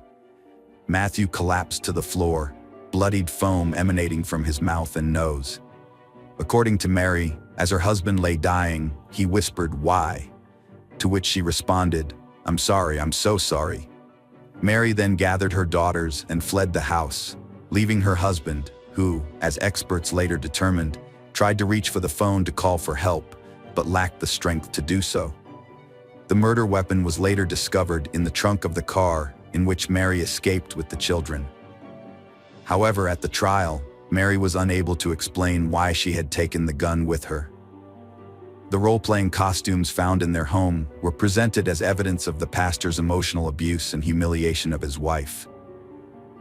When Mary saw them, she turned pale and then became hysterical. Despite her inconsistent testimony, the court ultimately believed that Mary Winkler was the victim of domestic abuse and that the murder was a culmination of years of anger, resentment, and pain.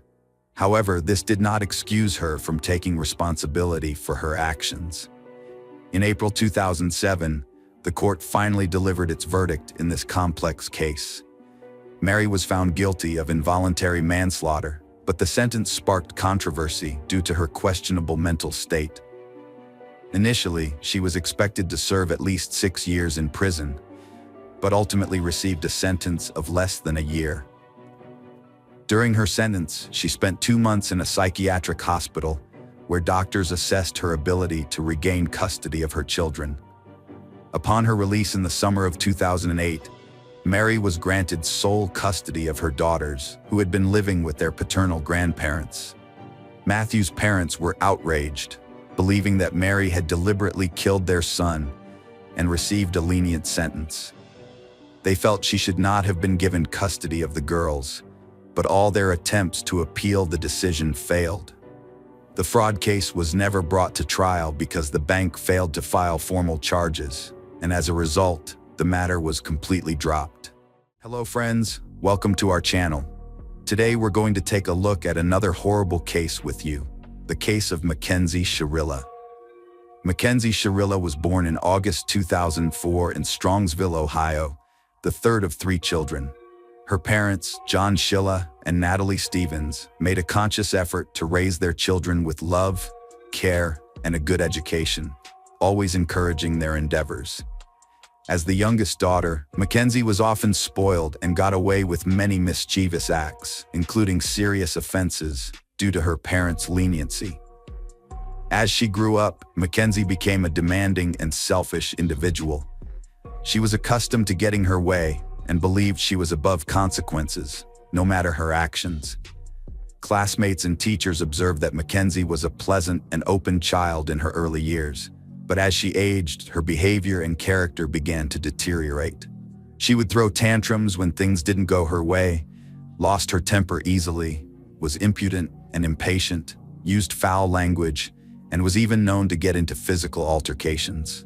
Mackenzie refused to consider anyone else's opinions, always believing her own view to be the only one that mattered, and prioritized her own interests above all else. In her teenage years, Mackenzie's behavior became increasingly unbearable, but her parents turned a blind eye, attributing it to adolescence and believing that she needed understanding and patience. However, her defiant nature was only the tip of the iceberg.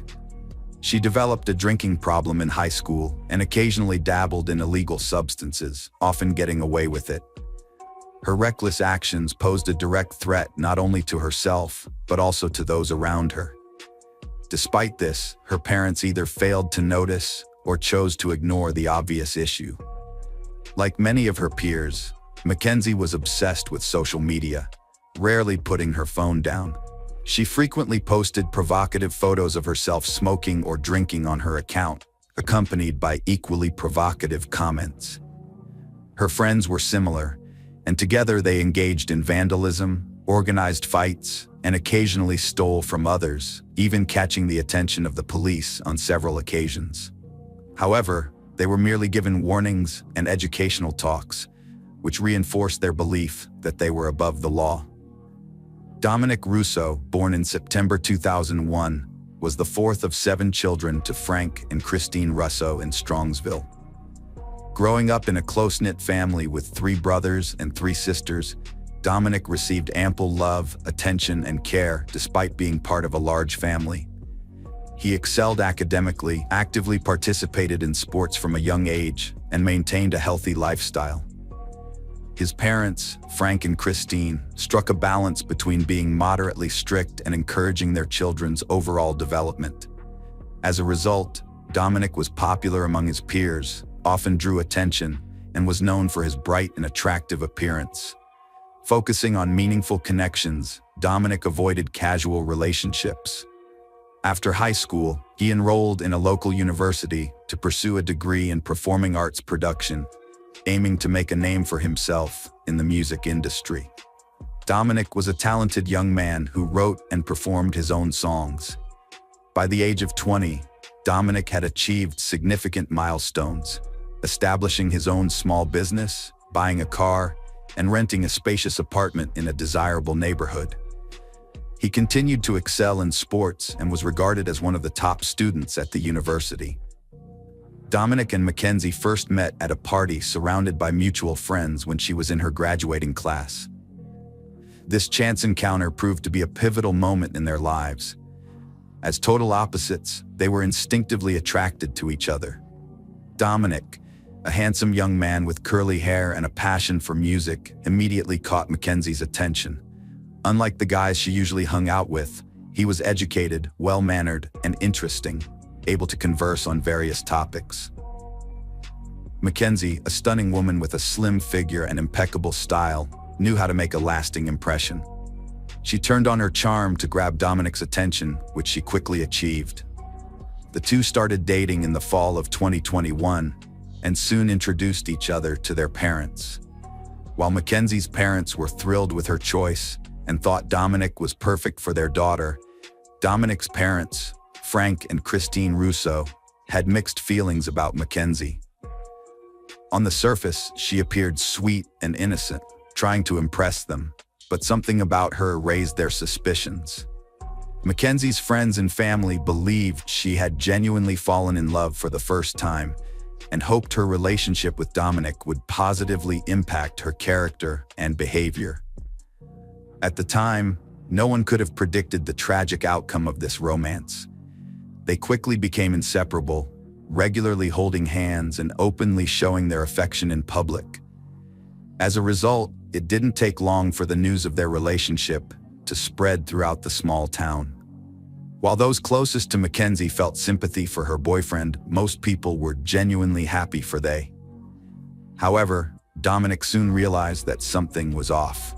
He began to notice strange behaviors in Mackenzie, such as her frequent outbursts of defiance and her insistence on getting her way in all interactions. At first, he didn't give it much thought, attributing it to her young age and desire for attention. They started making plans for their future together, including discussing marriage once Mackenzie turned 18. They also planned to leave their hometown and move to a major city, ideally New York, where Dominic could pursue a successful music career. As time went on, Mackenzie's behavior grew more and more unsettling, sometimes even scaring Dominic.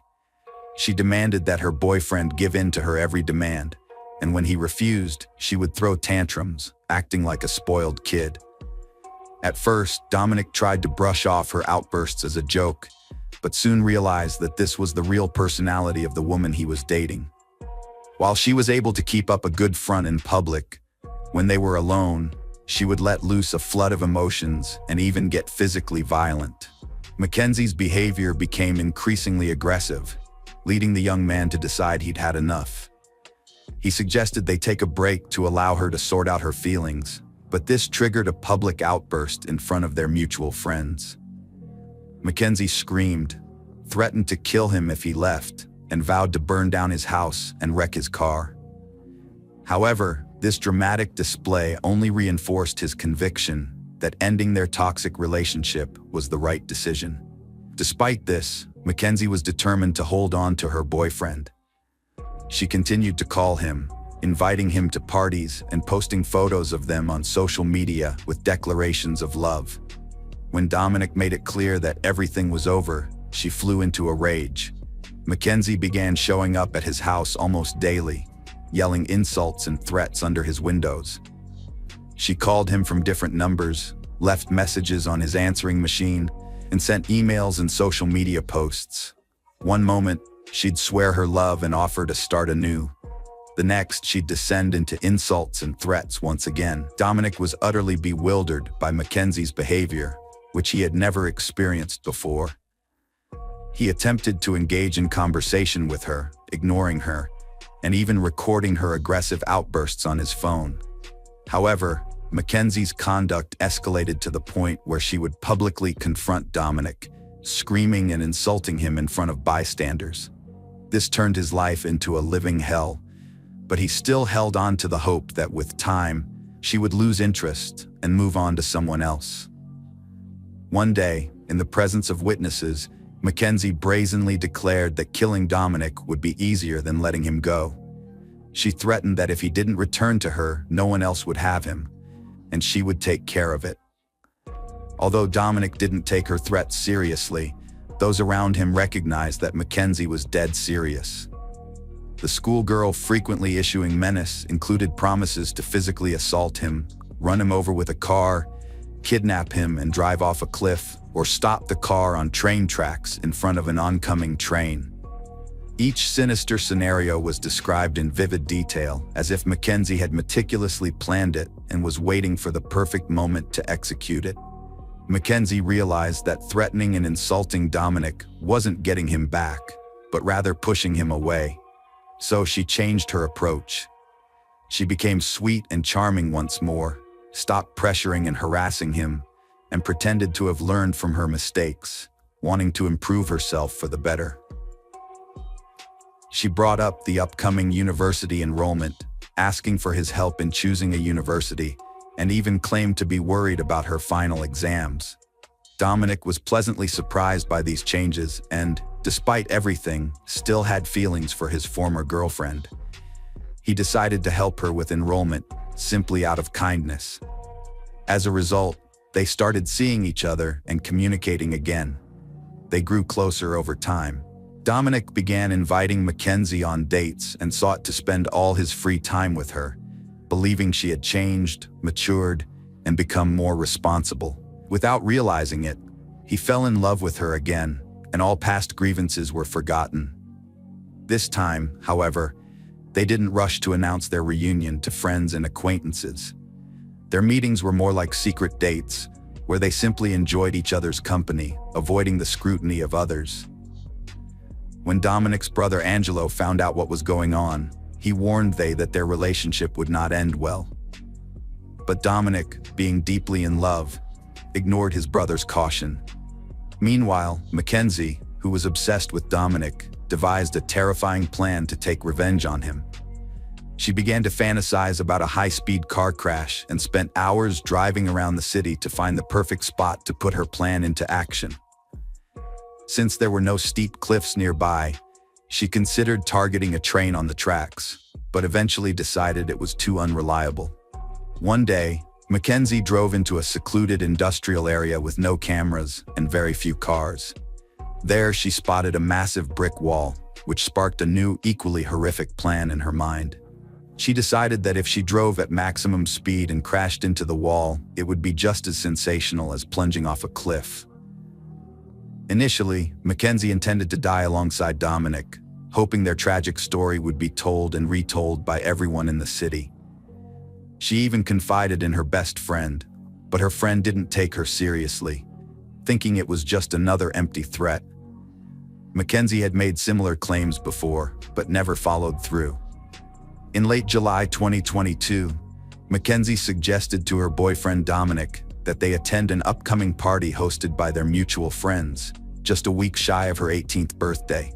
The party would be a perfect opportunity for them to have fun, unwind, and publicly showcase their rekindled romance. Dominic agreed, still trusting Mackenzie's sincerity and intentions. The party took place on Saturday, July 30th. Mackenzie and Dominic arrived hand in hand, immediately drawing attention from the other guests. They looked happy, smiled, and openly displayed their affection for each other. Their friends were genuinely delighted with their reunion, noting that they made a lovely and harmonious couple.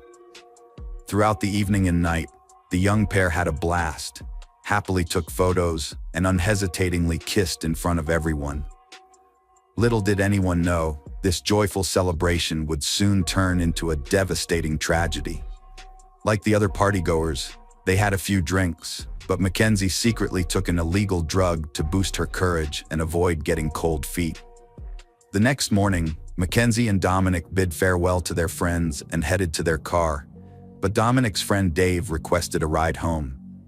Mackenzie initially objected, citing their own plans, but Dominic saw no issue with giving his friend a lift, not wanting to arouse suspicion or alter their plans. Mackenzie reluctantly agreed, despite her reservations about the change in plans. Mackenzie got behind the wheel, her boyfriend sat in the passenger seat, and her friend sat behind him. With a slow and quiet start, the car pulled away from the party venue and headed onto Main Street. Mackenzie drove cautiously, keeping to the speed limit and avoiding drawing attention to herself. At a stoplight, she came to a halt, even though the road was empty. As her passengers dozed off, Mackenzie reconsidered her plan. She would later claim that she wanted to die in the accident, but this seems unlikely since she had fastened her seatbelt during the last stop, while her passengers remained unbuckled. When the light turned green, she accelerated quickly, taking a sharp turn onto a poorly lit secondary road that led into an industrial area. The guys were caught off guard, seemingly unaware of what was happening. The car sped up to its top speed, but Mackenzie continued to floor it, steering the vehicle straight into a blank brick wall. The crash occurred in the deserted industrial area early Sunday morning, with no witnesses or Good Samaritans to help. However, a woman living on the outskirts, near the accident site, heard the impact and went outside to investigate. She saw smoke and, upon closer inspection, realized that a car had crashed. After the accident, she rushed back inside to call emergency services. About half an hour later, medics arrived at the scene, but unfortunately, the two men in the car had died instantly. The girl driving the car, however, was still alive, thanks to her seatbelt and airbags. Mackenzie was unconscious, with her legs trapped in the wreckage, but she was breathing and had a palpable pulse, giving hope that she would survive. During the rescue process, she occasionally opened her eyes, but seemed unaware of her surroundings. Mackenzie was rushed to the hospital, where doctors diagnosed her with multiple fractures and internal organ damage. Blood tests revealed that she had been under the influence of both alcohol and drugs at the time of the accident. Ironically, the doctor believed that this may have helped prevent her from dying from shock while waiting for help to arrive. The police investigation initially suggested that Mackenzie, while under the influence, might not have realized what she was doing, and perhaps tried to drive through the wall or didn't see any obstacles. This theory was supported by the lack of braking distance. However, Mackenzie was unable to provide further insight as she was unconscious in the intensive care unit following a complex operation. Mackenzie regained consciousness and, overcome with emotion, confessed to the doctor on duty. She explained that she had intentionally driven into the wall at high speed, intending to kill her boyfriend and die with him.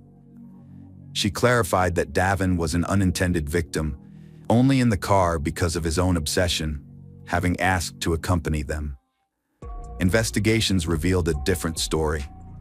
Surveillance footage tracked the initial part of the car's route, showing Mackenzie driving cautiously and following traffic rules, until she suddenly turned onto a road leading to an industrial area. Moreover, evidence emerged that Mackenzie had driven the entire route in both directions several days prior, with her car spotted by at least a dozen witnesses at various times. After leaving the hospital, Mackenzie bounced back quickly and resumed her carefree life. She socialized with friends, made future plans, and even attended a concert in a wheelchair, posting selfies on social media. By Halloween, she was back on her feet and dressed in costume, living life to the fullest.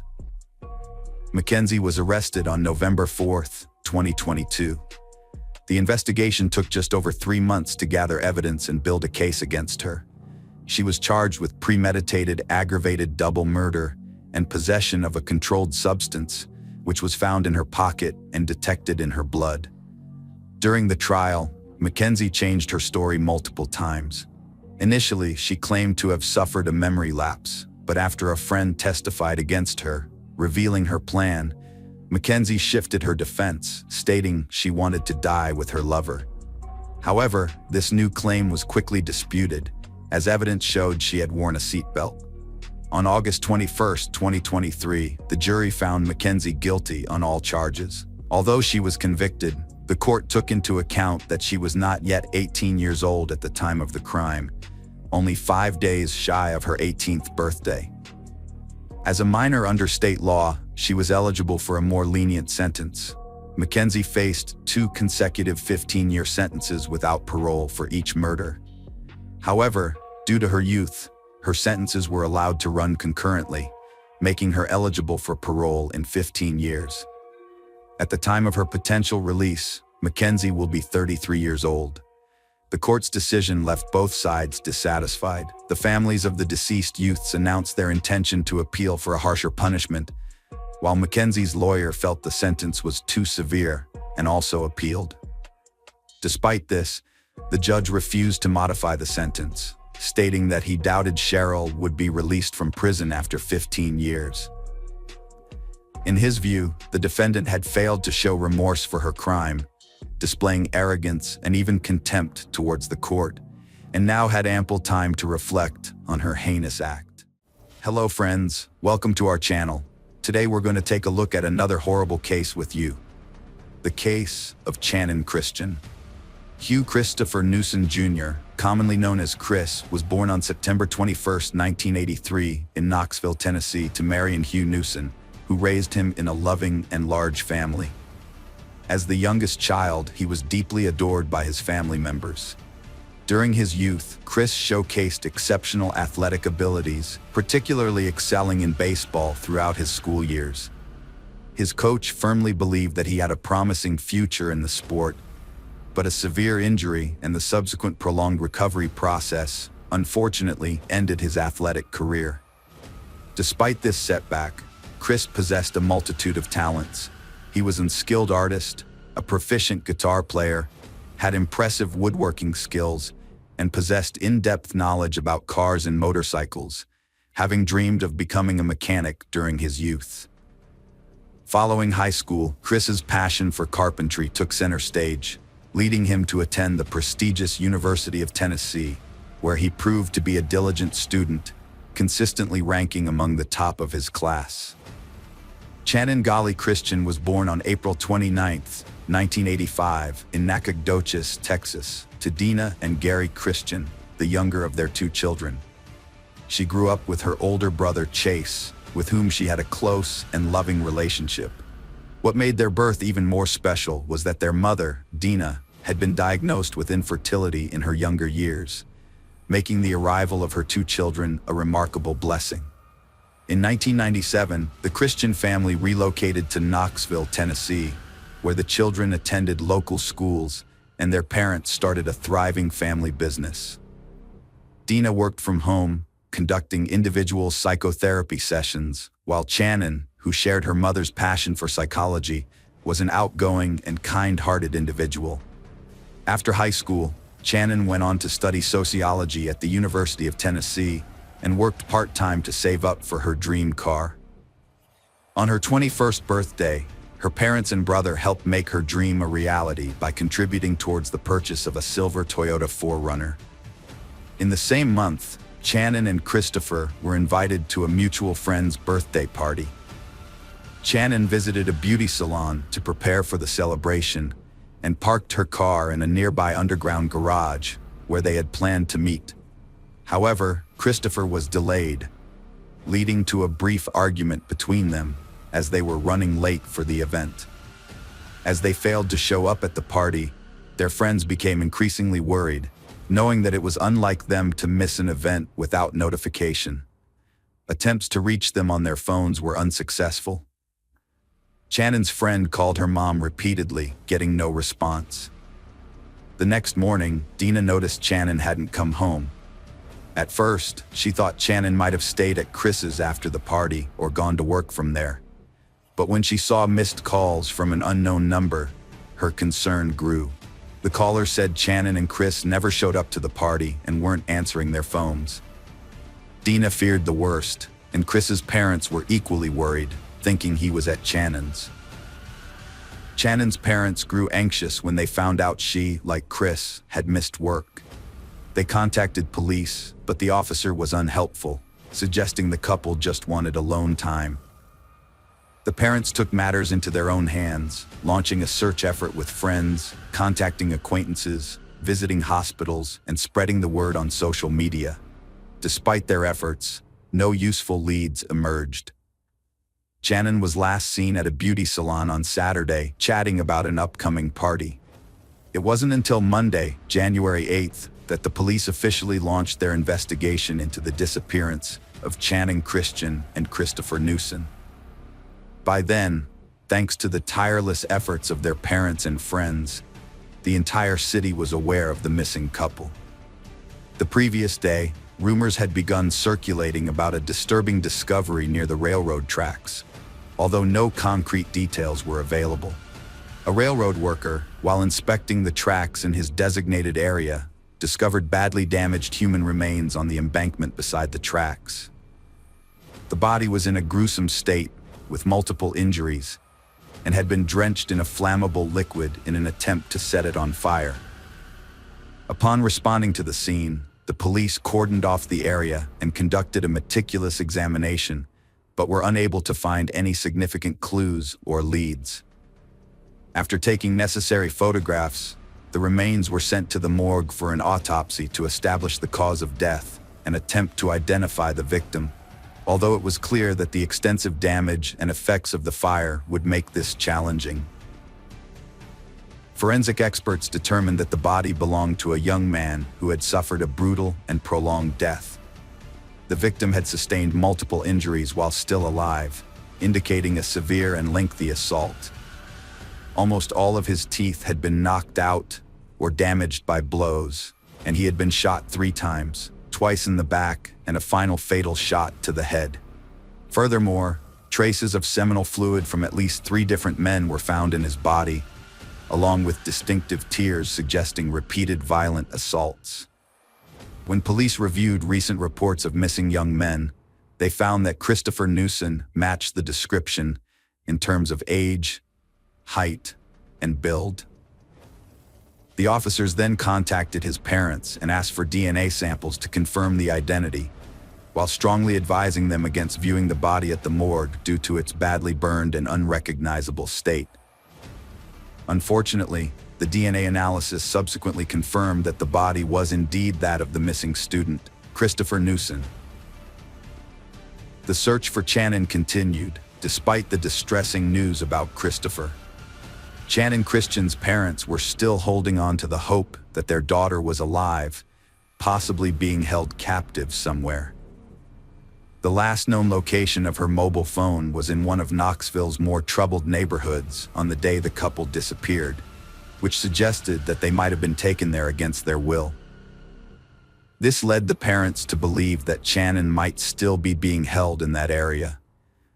In a secluded alley of this neighborhood, Channon's Toyota 4Runner was discovered abandoned and in a terrible state. The SUV was dirty, scratched, and had broken headlights and deflated tires. Additionally, all of Channon's personal belongings were missing, and the car was littered with cigarette butts.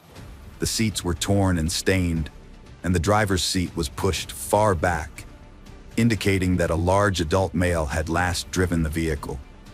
A crumpled envelope with the address 2316 Chipman Street was found on the floor between the seats, likely dropped by the perpetrator. A local witness reported seeing 4 African-American males driving the SUV that Saturday evening, which stood out in that area.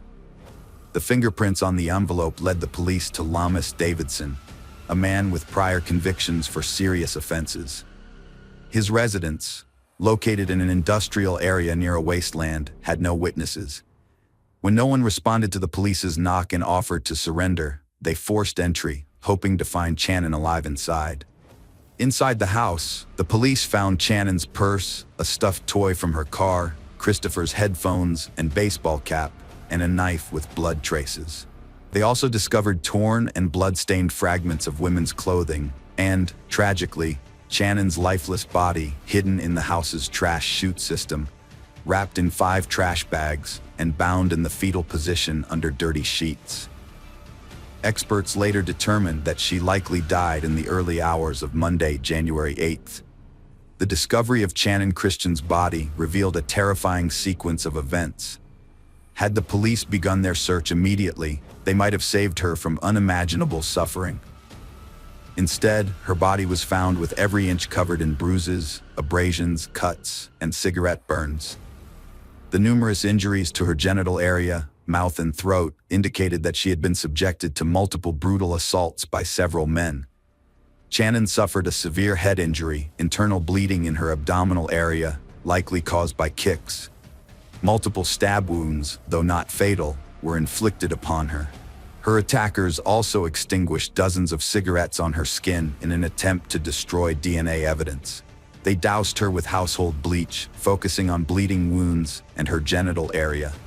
She was then forced to ingest bleach. 5 individuals were involved in the brutal crimes against Channon Christian and Christopher Newsom. Lamarcus Davidson, the owner of the house where Channon's mutilated body and Chris's personal belongings were found, was identified as a fugitive.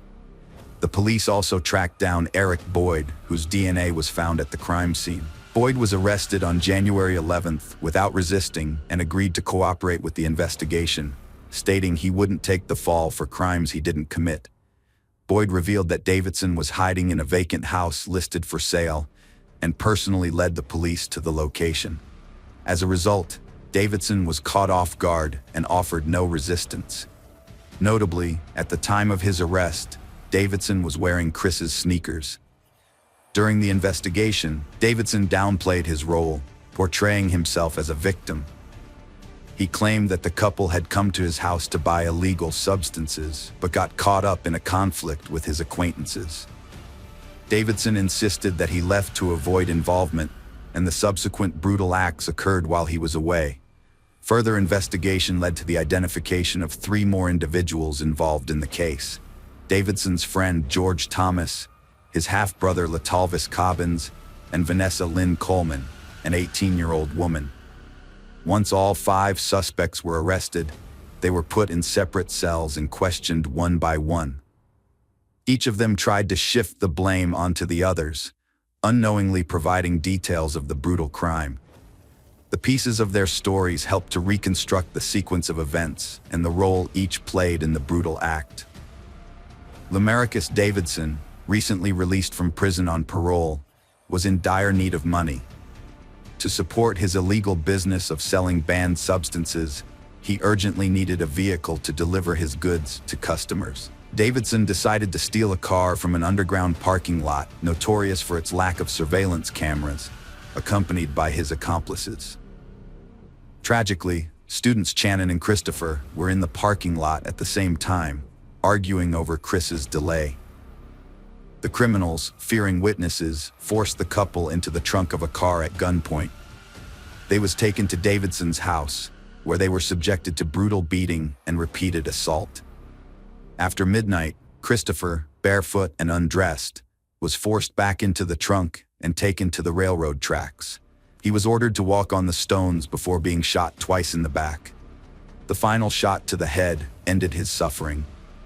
His body was then doused with a flammable liquid and set on fire in an attempt to destroy any evidence that could lead to the perpetrators. After dealing with Christopher, the criminals returned to the house where Shannon remained bound. The next day, she endured horrific cruelty, leaving her with no uninjured area on her body. The sadists concluded their torture by dousing her with bleach and packing her, still alive, into plastic trash bags, where she slowly suffocated. The exact moment Vanessa Coleman joined the group is unknown. In her interrogations, Coleman claimed she was a hostage who participated in the torture out of fear for her life. However, Boyd said Coleman was Davidson's girlfriend and willingly took part in the events, even taking Shannon's jewelry and mobile phone. Moreover, a diary found at Coleman's home described the horrors at her boyfriend's house, which she called an exciting adventure. During the trials, it was established that Lamarcus Davidson, born in 1981, led the criminal group and instigated the brutal acts against the victims. Although Davidson tried to shift the blame, claiming the couple had come to buy drugs and engaged in consensual rough sex that got out of control, the evidence proved otherwise. Davidson was found guilty on 40 counts, including assault, kidnapping, robbery, and cruel and premeditated murder. The jury unanimously sentenced him to death for his heinous crimes. Latalvis Cobbins, born 1982, was initially faced with the death penalty for his role in the brutal torture, assaults, and murder.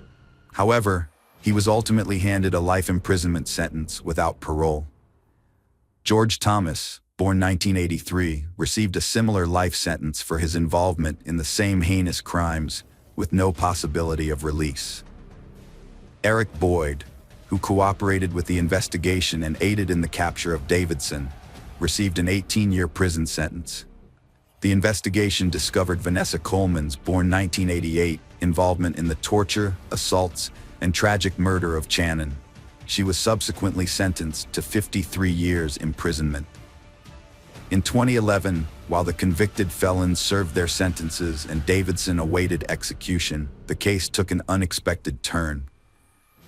The presiding judge resigned, citing substance dependency issues, which called into question his ability to conduct the trial fairly.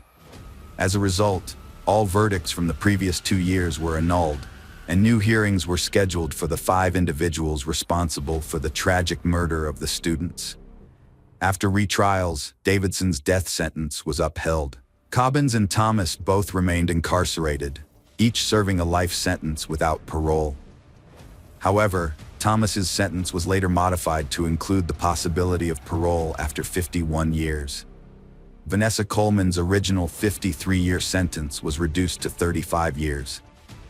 Although her 2014 appeal was rejected and parole was denied in 2017, she will remain incarcerated until at least April 2032, as determined by the parole board in 2020.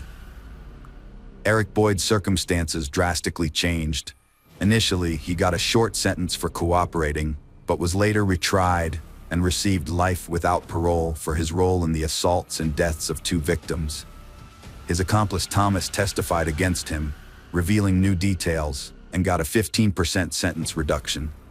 Boyd's appeals failed, and he's now serving life at Bledsoe County Correctional Complex. Davidson awaits execution in Riverbend Max Security. The trial sparked media frenzy, leading to 2 new laws. One protects victims from defamation by the accused, who try to shift blame. The other eliminates the need for a judge's signature on a unanimous verdict, preventing retrials and sentence reviews. The house where Channing Christian and Christopher Newsom were brutally tortured was demolished in 2008. A memorial was built on the site in their memory. A charity foundation and golf tournament were established in Christian's name to support violence victims. A foundation in Newsom's name hosts annual baseball tournaments and awards a scholarship in his memory. Initial media reports of the case were inaccurate, sparking public outcry. Some believed racial bias played a role, given the victims were white and perpetrators African American. However, experts and the police chief found no evidence to support this claim, nor that the case would have received more attention if the races were reversed. Welcome back, mystery lovers. Today's case is going to keep you on the edge of your seat. The case of Susan Wright. Susan Wright was born on April 24, 1976 in Houston, Texas. Her parents, Velma Sue and Jimmy Lawrence Wright, lived a simple life and raised Susan and her older sister, Cindy. From a young age, Susan was an active, friendly, and talented child. During her school years, she participated in dancing activities and aspired to become a professional choreographer. With her bright and attractive appearance, Susan had many fans. However, after graduating from high school, Susan's dream of becoming a student did not come true. But she did not give up, and after a short break, she saved money to continue her studies. For a long time, Susan worked as a dancer at a famous nightclub in the city. However, she soon realized that this job was not for her and decided to leave. She then used her savings to study nursing at night at a university. With the goal of becoming independent, Susan balanced her studies with a job as a waitress at a restaurant to support herself. However, after a while, Susan realized that a career in medicine was not the right path for her and paying for her tuition became difficult. Therefore, Susan decided to drop out of school and focus on her work. In 1997, Susan met Jeffrey Wright at the Galveston restaurant where she worked. She was 21 years old at the time and Jeffrey went to the restaurant for a meal. From then on, their romantic relationship began. Jeffrey was immediately attracted to the blue-eyed blonde's beauty and bright smile. He left a generous tip and became a regular customer. Finally, he mustered up the courage to ask for Susan's phone number. Susan recalls that Jeffrey began calling her every day, sometimes multiple times a day. Jeffrey arranged romantic dates and small surprises like sending flowers and touching notes to Susan's workplace. In the evenings, Jeffrey would meet her and take her home. Although Jeffrey was 8 years older than her, the age gap did not bother them. Jeffrey was attentive, sweet, and caring, and quickly won Susan's heart. However, Jeffrey had some problems with alcohol and substance abuse. Jeffrey said that he had given up drugs and promised to give up drinking completely. Susan, a naive young girl, believed him. Susan felt that together they could overcome any challenge. Shortly after Susan learned she was pregnant, she immediately shared the news with Jeffrey. Although Jeffrey initially expressed joy at the prospect of becoming a father, he had not made any decisions about the future. Jeffrey did not propose and they continued to live apart. Disturbed by Jeffrey's behavior, Susan insisted that their first child be born, and Jeffrey accepted her opinion. At the time of the marriage license, Susan was 8 months pregnant. Their wedding was a simple affair, with no guests or witnesses. A few weeks before the baby was due, they moved into a quiet house in Harris County, Texas. In December 1998, Susan gave birth to a son named Bradley. Just 3 years later, she was pregnant again. In the spring of 2002, she welcomed her second daughter, named Kay. Along the shore, the family also raised a small dog named Buck and had a spacious family car. Jeffrey worked for a local construction company, and after they had a daughter named Kay, Jeffrey agreed that Susan would stay home to care for the child. Friendly neighbors often praised Susan as a kind and caring mother. She created a cozy environment for the family. From the outside, it seemed like the perfect family. Every day, Susan has to spend a lot of time doing housework such as cleaning, organizing, cooking, and making sure everything is kept in a clean condition. Jeffrey does not want her to repeat the same recipes. The whole house has to be clean for Susan. Taking care of young children and cleaning the house at the same time can be considered impossible.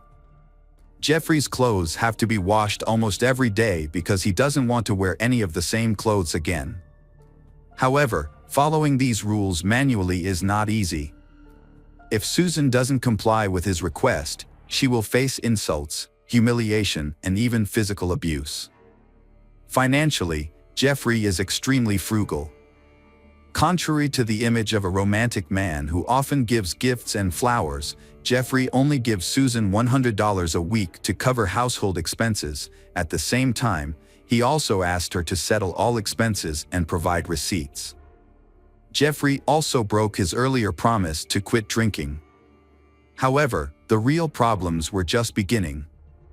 Jeffrey relapsed and started using drugs again. Under the influence of these substances, Jeffrey would become aggressive and would hurt his wife and son. Whenever Susan asked Jeffrey to stop using drugs and go to rehab, Jeffrey responded with anger. Jeffrey saw no problem with his actions and believed that Susan knew about Jeffrey's drug and alcohol use before Susan married him, so she should accept it and live with it. Jeffrey's parents also knew their son's weakness and sympathized with Susan. However, they felt helpless and unable to help her. What Susan couldn't stand, however, was when her husband began to physically, emotionally, and even sexually abuse her. At first, he would apologize and promise not to do it again, but then he stopped apologizing and domestic violence became a daily occurrence. Jeffrey began boxing at the gym 3 times a week, finding that the sessions helped him relieve stress. On Monday, January 13, 2003, Jeffrey went to the gym after work as usual. When he returned home, he seemed stressed. While Susan was cooking dinner, Jeffrey decided to tell his son about the sport of boxing and teach him some basic techniques. While teaching his son boxing, Jeffrey lost control and hit the boy. The child burst into tears, and Jeffrey tried to comfort the child, hoping his wife wouldn't hear. Susan pretended not to notice, but this incident was the last straw for Susan. After dinner, Susan went to put the children to bed while Jeffrey remained in the bedroom. When Susan entered the room, Jeffrey attacked her violently. Susan thought that Jeffrey was trying to kill her with a knife. However, she reacted and realized that Jeffrey did not have a knife in his hand. Susan decided to use her dancing skills to seduce Jeffrey and lower his guard.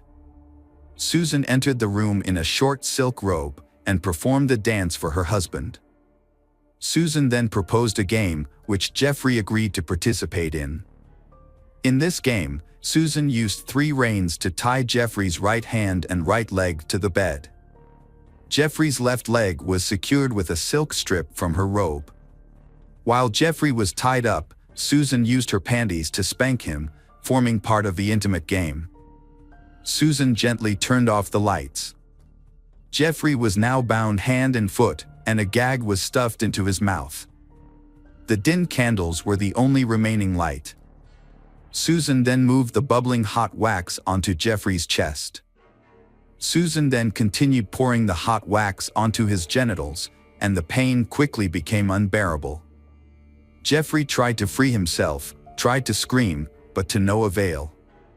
Meanwhile, Susan continued to beat Jeffrey with a small, sharp knife she had taken from the kitchen. Susan started at the groin area, moving up and down, cutting Jeffrey's genitals, legs, stomach, chest, arms, neck, and face. At first, Susan moved slowly, complaining loudly with each slash, recounting the insults, humiliations, and abuse she had endured. Then Susan began to cry and stabbed faster and faster. Her actions showed that Susan was in a state of extreme despair and emotional turmoil. Susan could not stop even when Jeffrey showed no signs of life. Susan sat by the bed next to Jeffrey's body. However, after a few hours, Susan realized that the bedroom was covered in blood and she had to clean it up before morning. Susan carefully watched the window, making sure no neighbors were watching. At this point, Susan saw a hole in the backyard, which Jeffrey had dug over the weekend to build a fountain. Susan quickly moved Jeffrey's body from the bedroom to the yard, using a garden wheelbarrow to move it. Susan decided that the pool would be Jeffrey's final resting place. After calming down, Susan spent the rest of the day, before dawn, cleaning up the evidence of the attack. Susan had to wash the blood off the floors, walls, and carpets. The carpets had large stains that could not be removed. Susan added bleach to the stains, hoping that the chemicals would erase any traces of what had happened in the room.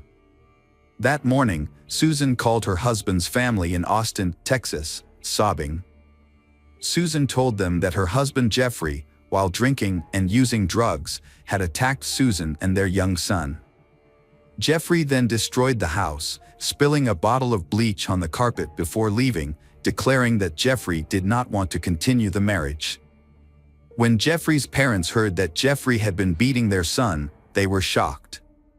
They knew Jeffrey wasn't perfect, and they felt sorry for Susan. They offered to let Susan and the children stay at their house for a while, but Susan refused. Instead, Susan said she would file a police report and tell them everything that had happened in the family. Then, when Jeffrey suddenly went missing, Jeffrey's mother, Mrs. Wright, went to the police station to report the incident. Susan said Jeffrey had been violent towards Susan and the children. As a result, Susan had to file for a restraining order, which meant that Jeffrey would not be allowed near Susan and the children. When Susan filed for the restraining order, Susan presented evidence of her injuries, such as bruises and cuts on her arms. Susan said the injuries were caused by Jeffrey during a fight when he hit her with a key. Susan's children were also victims, especially Bradley, who was hit by his father and had minor bruises on his face. At first glance, the story told by Susan seemed plausible. Jeffrey, under the influence of alcohol and drugs, attacked Susan and her young son, after which Jeffrey became frightened and ran away. But over time, Jeffrey stopped communicating. And Jeffrey fled without taking his belongings, papers, and even his cell phone from home. Jeffrey did not go to work or to his parents' house, and none of his friends or neighbors saw Jeffrey. It was as if he had disappeared into thin air. Susan's situation is not optimistic, as she finds it unbearable to be in the house where Susan murdered Jeffrey and buried his body in the yard.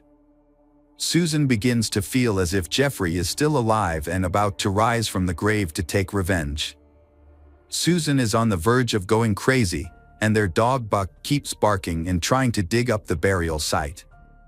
On January 17th, after dropping her children off at school, Susan went to her mother Velma's house. Her mother learned about the incident and asked Susan, "You killed your husband, didn't you?" Susan burst into tears and nodded.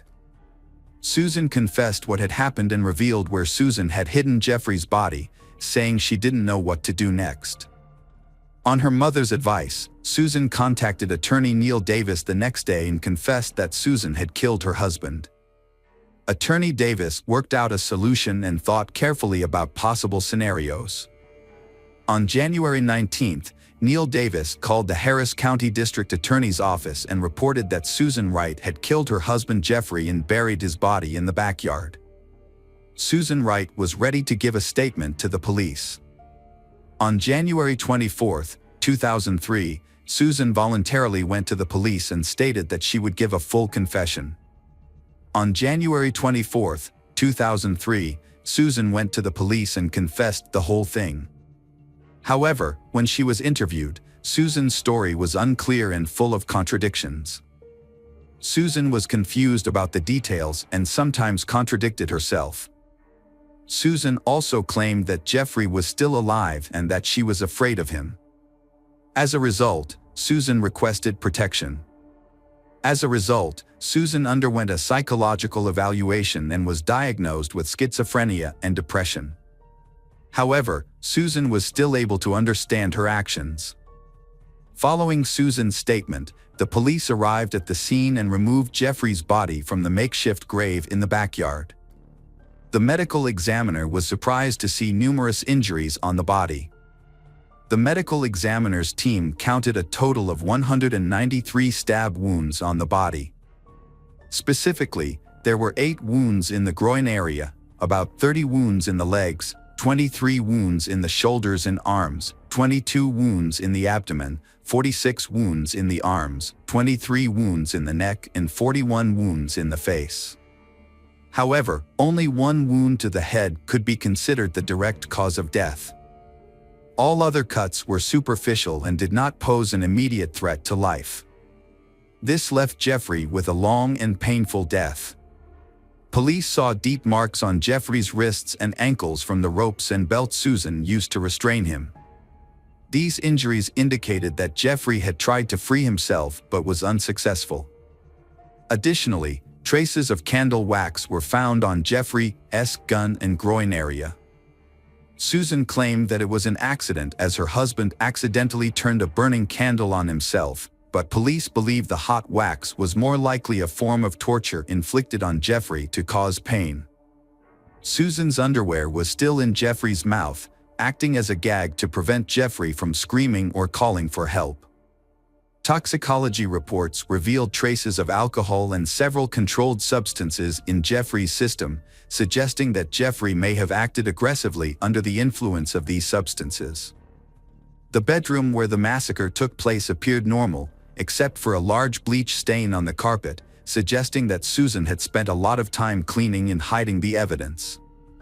When experts used chemicals and special equipment to detect the blood traces that had been cleaned up, a completely different view of the project emerged. Blood was found everywhere, including on the ceiling and the red blood cell cushion.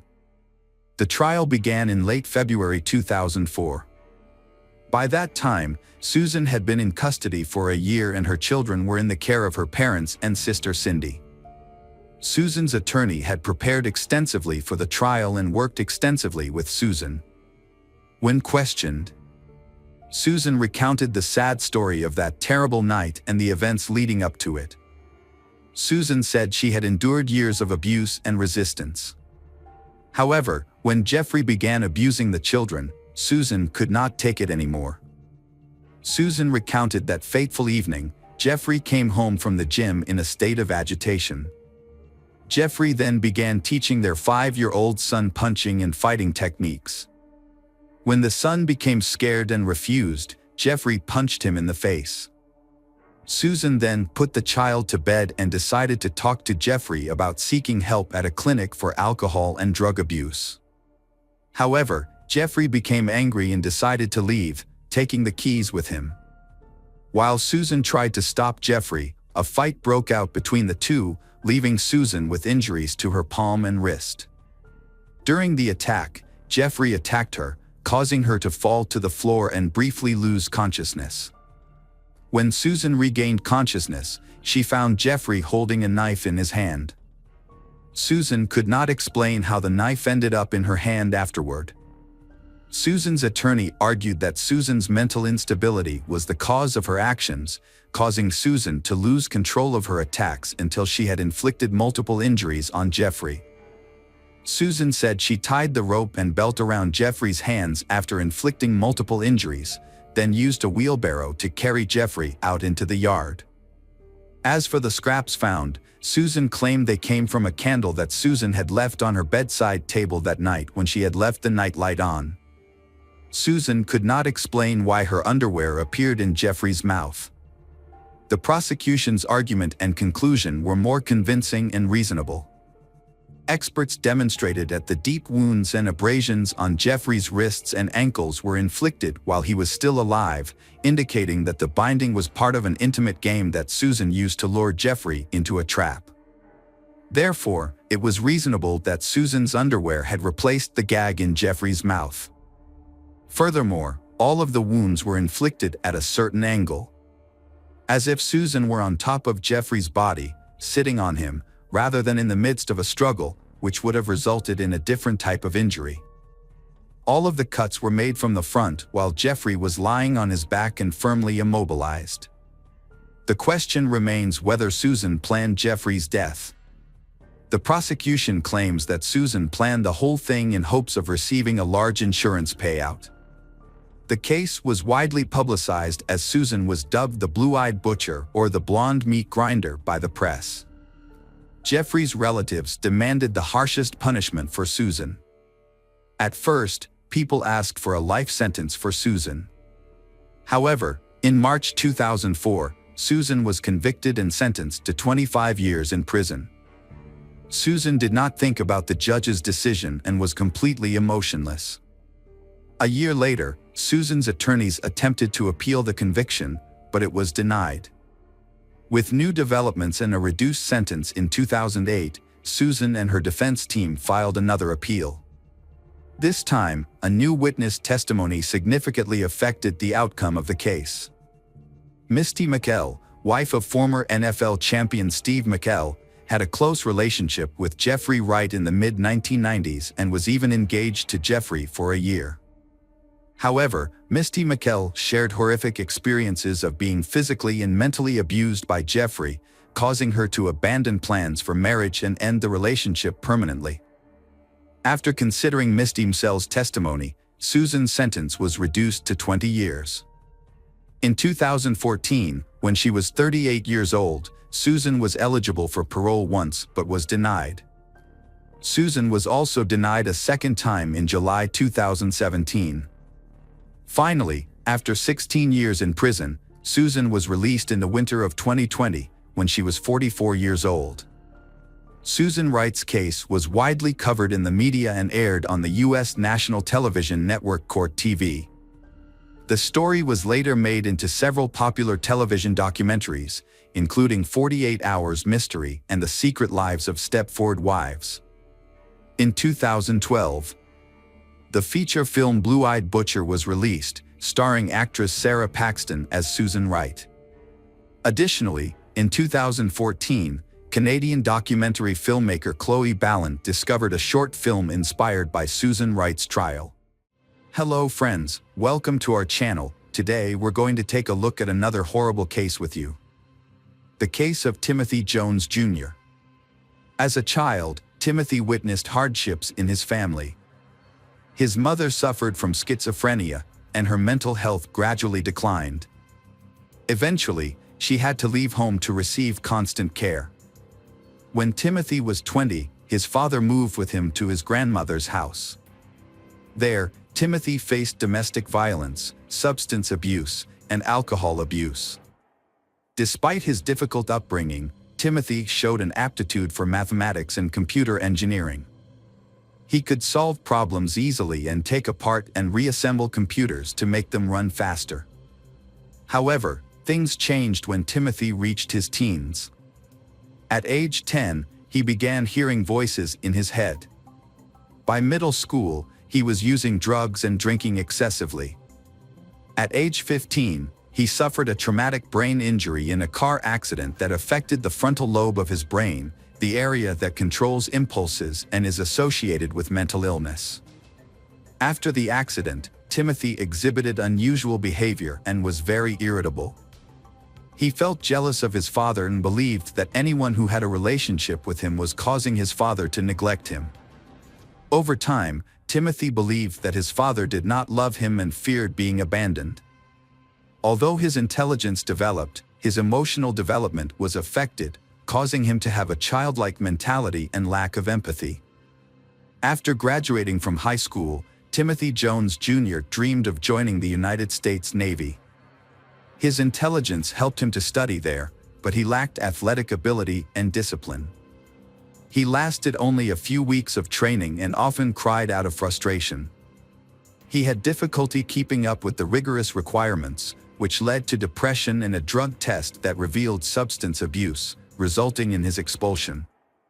In 2000, Timothy began associating with people involved in bad activities. Police found him in possession of illegal narcotics and writing checks in his father's name.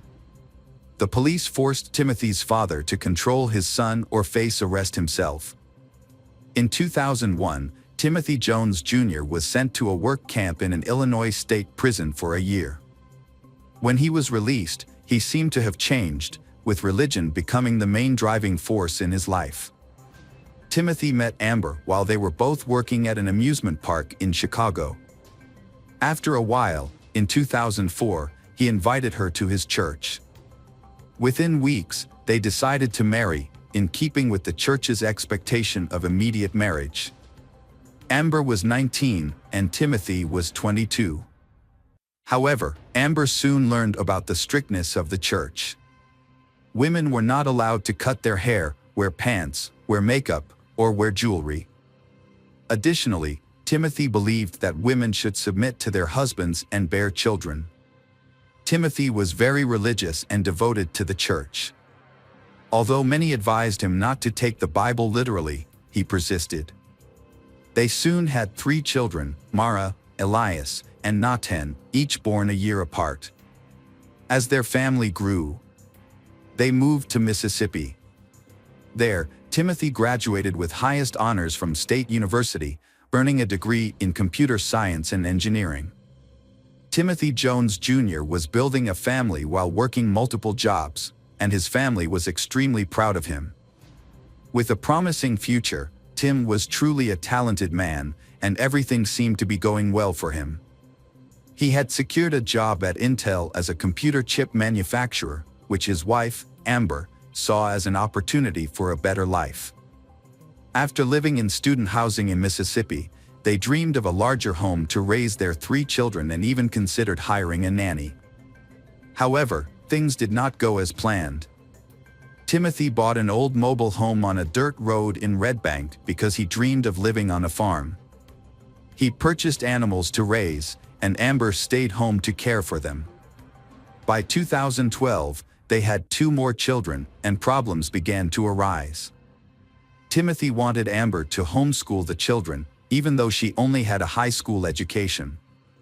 Amber felt lonely and isolated, with no family nearby and Timothy's family far away. She felt inferior to her intelligent and educated husband. The tension in Timothy and Amber's marriage increased when Timothy accused Amber of having an affair with a neighbor. Their marriage began to fall apart, and they started to consider divorce. Timothy did not want Amber involved in the children's lives, so he sought the help of a therapist and asked his divorce attorney to declare that he was capable of raising the children alone. Amber, without a lawyer and unsure of what to do, decided that it was best for the children to stay with their father. She felt she had nothing to provide for the children, as she had no job or education. Ultimately, the court decided that Timothy would have primary custody as the sole financial provider, and Amber would be granted regular visitation rights. After leaving her husband and children, Amber faced many difficulties. Meanwhile, Timothy began to lose control and suffer from his failed marriage. He started using drugs and alcohol again and struggled with the voices in his head. He became easily angered over small things. Amber recounted that Timothy once beat her in front of the children until she passed out. Unable to manage work and family, Timothy hired a nanny service to care for the children. The first two nannies found Timothy's house very clean and noted that he was dedicated and attentive to the children, but their attitudes changed when they learned about Timothy's condition. On the third occasion, Timothy hired Crystal, a 17-year-old nanny who had a young daughter. Timothy gradually developed feelings for Crystal, and she soon became his lover. Timothy began to pressure Crystal to follow his religious customs, including wearing long dresses, growing her hair long, and being submissive to him. However, when Crystal refused, their relationship deteriorated. Crystal later spoke of how Timothy was too harsh with his children. He forced them to stand on their toes for hours, believing it was good for their weak bodies. Crystal eventually left after witnessing Timothy trying to hit her young daughter. After Crystal left, Timothy hired another nanny. The new nanny noticed a major change in Timothy's home. Once clean, the house was now littered with trash and dirty clothes, and there were even cockroaches. Over time, Timothy became increasingly violent and punished his children daily. He imposed a restricted diet, feeding them only oatmeal throughout the day and limiting them to one meal. In August 2014, the nanny contacted South Carolina Social Services to report conditions at Timothy's home. She described the lack of food and physical abuse the children were subjected to. In fact, the violence was so severe that teachers had reported it to the agency months earlier. The agency had previously required Timothy to sign a non-abuse pledge, but the children came to school with bruises and provided evidence linking them to the violence. On the afternoon of August 28, 2014, Timothy picked up the children. At the time, he was very angry about an electrical problem in the house. Timothy took his anger out on his 6-year-old son, Nathan, and repeatedly made Nathan bend down to pick up sand as punishment. Every time Nathan slowed down, Timothy hit him with a belt.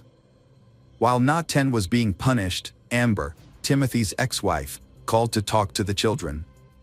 She made several calls until Timothy answered at 7:10. During the conversation, Nathan told his mother about the punishment for breaking the outlet, claiming it was an accident. Timothy angrily hung up, telling Amber to stop defending him. After hours of torture, Nathan was exhausted, dehydrated, and begged for it to stop. He passed out, ending it all. Timothy took Nathan to bed and left him without giving him water or help. Call records show that Amber called 8 more times after that. Around 1 a.m., Timothy took his 8-year-old daughter, Mara, to a convenience store to buy 10 packs of cigarettes. When he got home, he strangled Mara. Timothy then went to his 7-year-old son, Elias, and did the same thing. He then unbuckled his belt and strangled Gabriel, 2, and Elaine, 1, until they stopped breathing. When the children did not move, he took a blanket, wrapped each one in it, and placed them in the back seat of the car and drove away. The disappearance of Timothy and his children was reported to the police. The police searched everywhere for Timothy. Fortunately, a police officer stopped his car. As the police approached the car, they immediately detected a foul odor inside.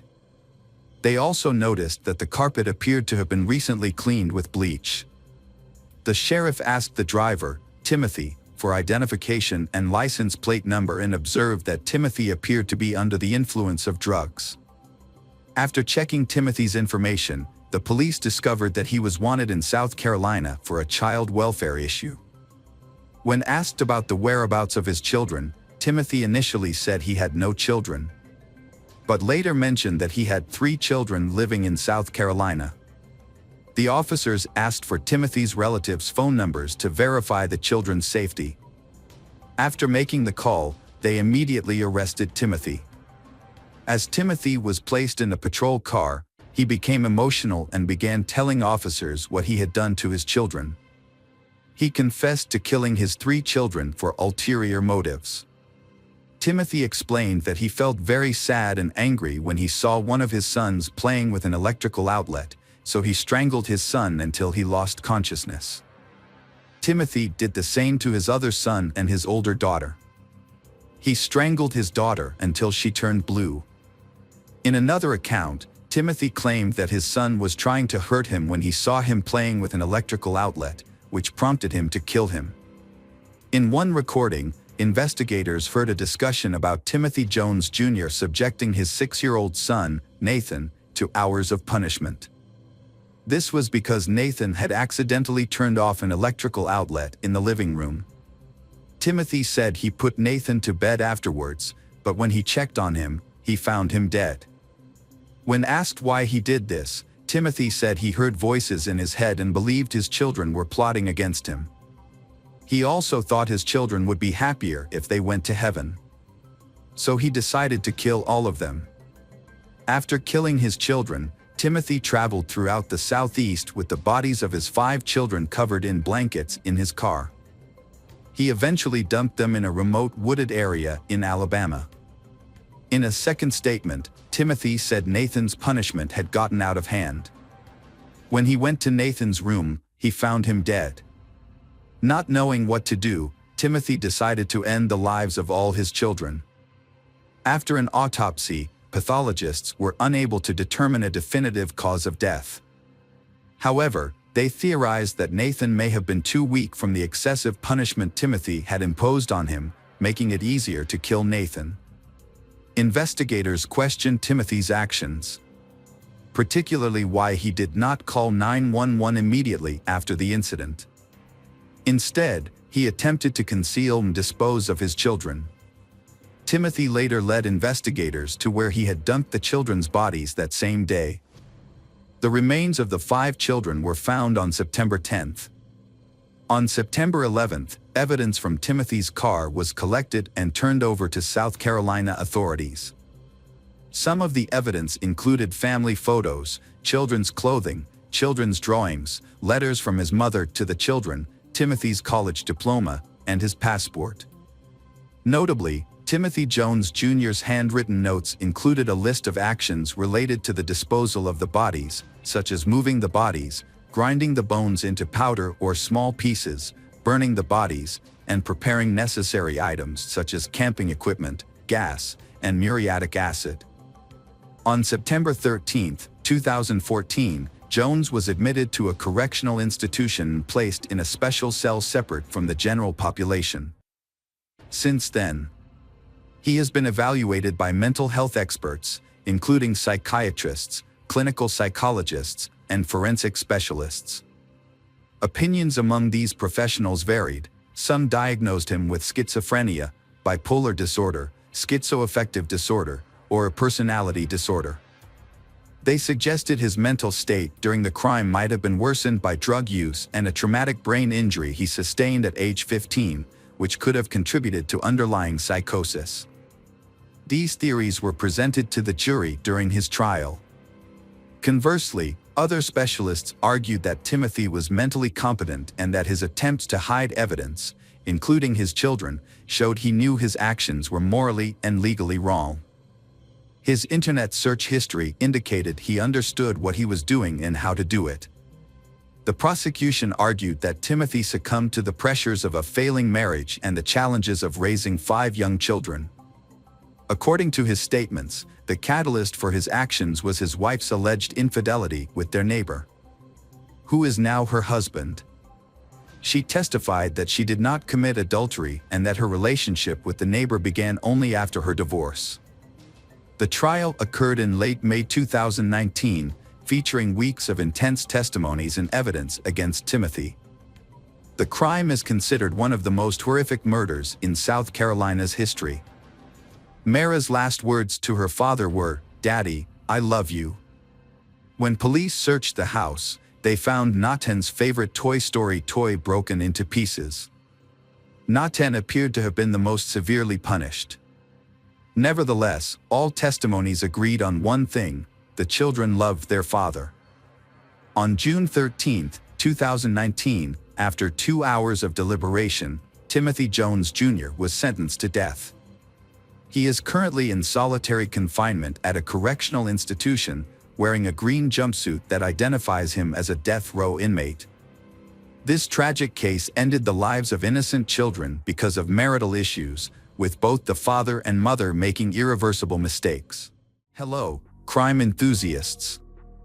Are you ready for another chilling investigation? The case of Marta del Castillo. Marta del Castillo was born on June 19, 1991, in Seville, Spain, to parents Eva Casanova and Antonio del Castillo. At the age of 17, Marta was a normal high school student like everyone else, then her life changed completely. On January 24, 2009, Marta was in the middle of a conversation with her best friend, Sylvia Fernandez.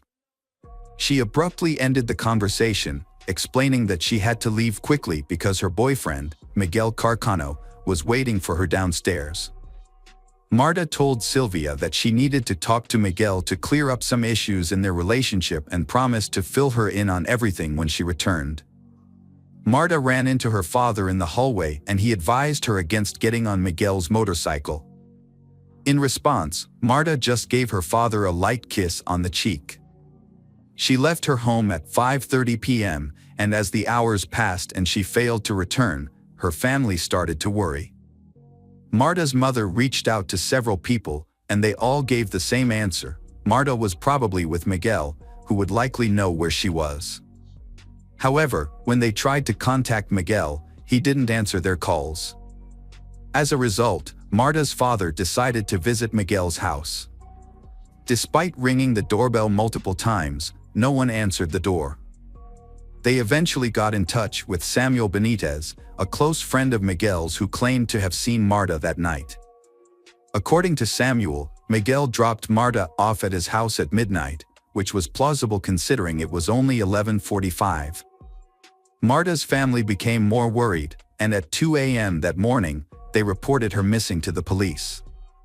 At that point, they had no idea that Marta's disappearance would become one of the most highly publicized cases in the country's history. 4 hours after Marta's disappearance was reported, the police identified Miguel Carcano, Marta's boyfriend, as a suspect. Despite this, a third report was filed at 1:30 p.m. But the authorities failed to take immediate action. The family grew increasingly frustrated with the delay. However, 17 hours after the initial request for help, the police initiated a search for Marta. As time went by, Marta's family took matters into their own hands and started collecting statements from Marta's relatives and friends. They also organized a press conference on January 27, 2009, and initiated a campaign to find her. A large protest took place in Seville the day after Marta's disappearance, with 2,000 people demanding her safe return under the slogan, "We are all Marta." A second demonstration on February 7 drew around 3,000 people, and the case received widespread media attention. After 21 days of searching, the police finally found Miguel Carcano on February 13. The 20-year-old confessed to Marta's murder and revealed that he had dumped her body into the Guave River near his apartment. However, he claimed he did not act alone and implicated Samuel Benitez as an accomplice in disposing of the body. Samuel accepted responsibility for his role in the crime. Further investigation led to the identification of additional accomplices, including Francisco Javier Garcia Marin, aka El Cuco, a troubled minor, Francisco Delgado, Carcano's brother, and Maria Garcia, Francisco Delgado's girlfriend. All 5 suspects were arrested and interrogated, but their statements were inconsistent. Meanwhile, a thorough search for Marta's body in the river began. On February 16, Miguel repeated his statement to a judge claiming he had only admitted to the crime due to police pressure and was not involved in Marta's murder. Miguel Carcano changed his testimony on March 18, claiming that he and El Cuco had violated Marta with a knife before strangling her. Hay then took Marta's body to Delgado's house and disposed of it in a garbage container. However, Marta's father accused Delgado's girlfriend, Maria Garcia, and theorized that Marta's body may have been destroyed, as Maria Garcia's father worked at a biological waste crematorium. Despite this theory gaining media attention, the police continued searching for Marta's body. On November 16, 2009, El Cuco was moved to a supervised apartment because he had exceeded the maximum time allowed for confinement. He was awaiting trial, which took place in February 2011. El Cuco was acquitted of abuse and murder charges due to insufficient evidence, but was sentenced to 2 years and 11 months in a juvenile detention center for covering up for Miguel. The trial for the 4 defendants Miguel, Samuel, Delgado, Maria Garcia involved in the case began on October 17, 2011. During the trial, Miguel Carcano admitted to hitting Marta with an ashtray during a heated argument, which led to her death. He also revealed that his previous statements about abusing Marta were false. The investigation revealed inconsistencies in the stories told by Delgado, Maria Garcia, and Samuel. They claimed to have no knowledge of Marta's whereabouts after her death. They alleged that Miguel fabricated the entire story to reduce his guilt.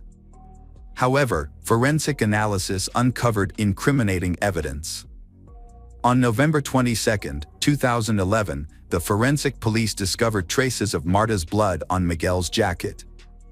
A mix of Miguel DNA and Maria Garcia's DNA was also found on a roll of fabric tape. Additionally, a DNA match from Delgado and Maria Garcia was detected on an extension cable, believed to have been used to strangle Marta. This was surprising, given the accused had consistently maintained they had only been at the crime scene early in the morning and had no knowledge of the incident. When confronted with the new evidence, Maria Garcia was accused of violating Marta's body in attempting to cover up the crime.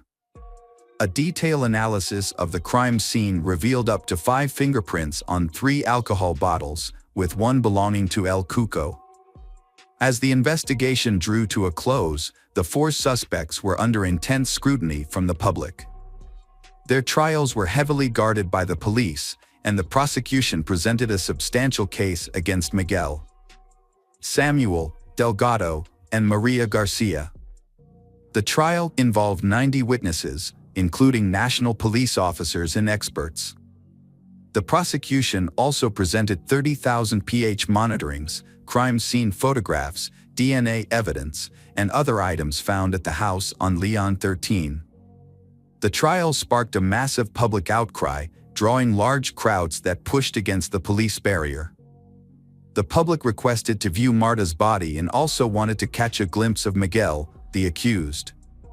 Despite Delgado and Maria Garcia attempting to conceal themselves with hats and sunglasses, however, they were still unable to escape the crowd's attention. A woman approached them, shouting insults, while others tried to remove their sunglasses and pushed them forward, forcing them to reveal their faces to the surrounding crowd. During the trial, El Cuco's mother gave an interview with her face covered, insisting on her son's innocence and stating that neither she nor El Cuco had any knowledge about Marta's body. Despite being labeled a liar by journalists, she received €10,000 for the interview. A key witness then came forward, a taxi driver who had given Delgado a ride on the night of the crime. The driver explained that he had been extra cautious with his passengers, as a colleague had been murdered recently. He recalled picking up a bald, bearded man matching Delgado's description, who had a plastic bag and stared at him intently. The driver stated that he dropped Delgado off on Leon's 13th Street, exactly where the crime took place, and charged him €8 for the ride.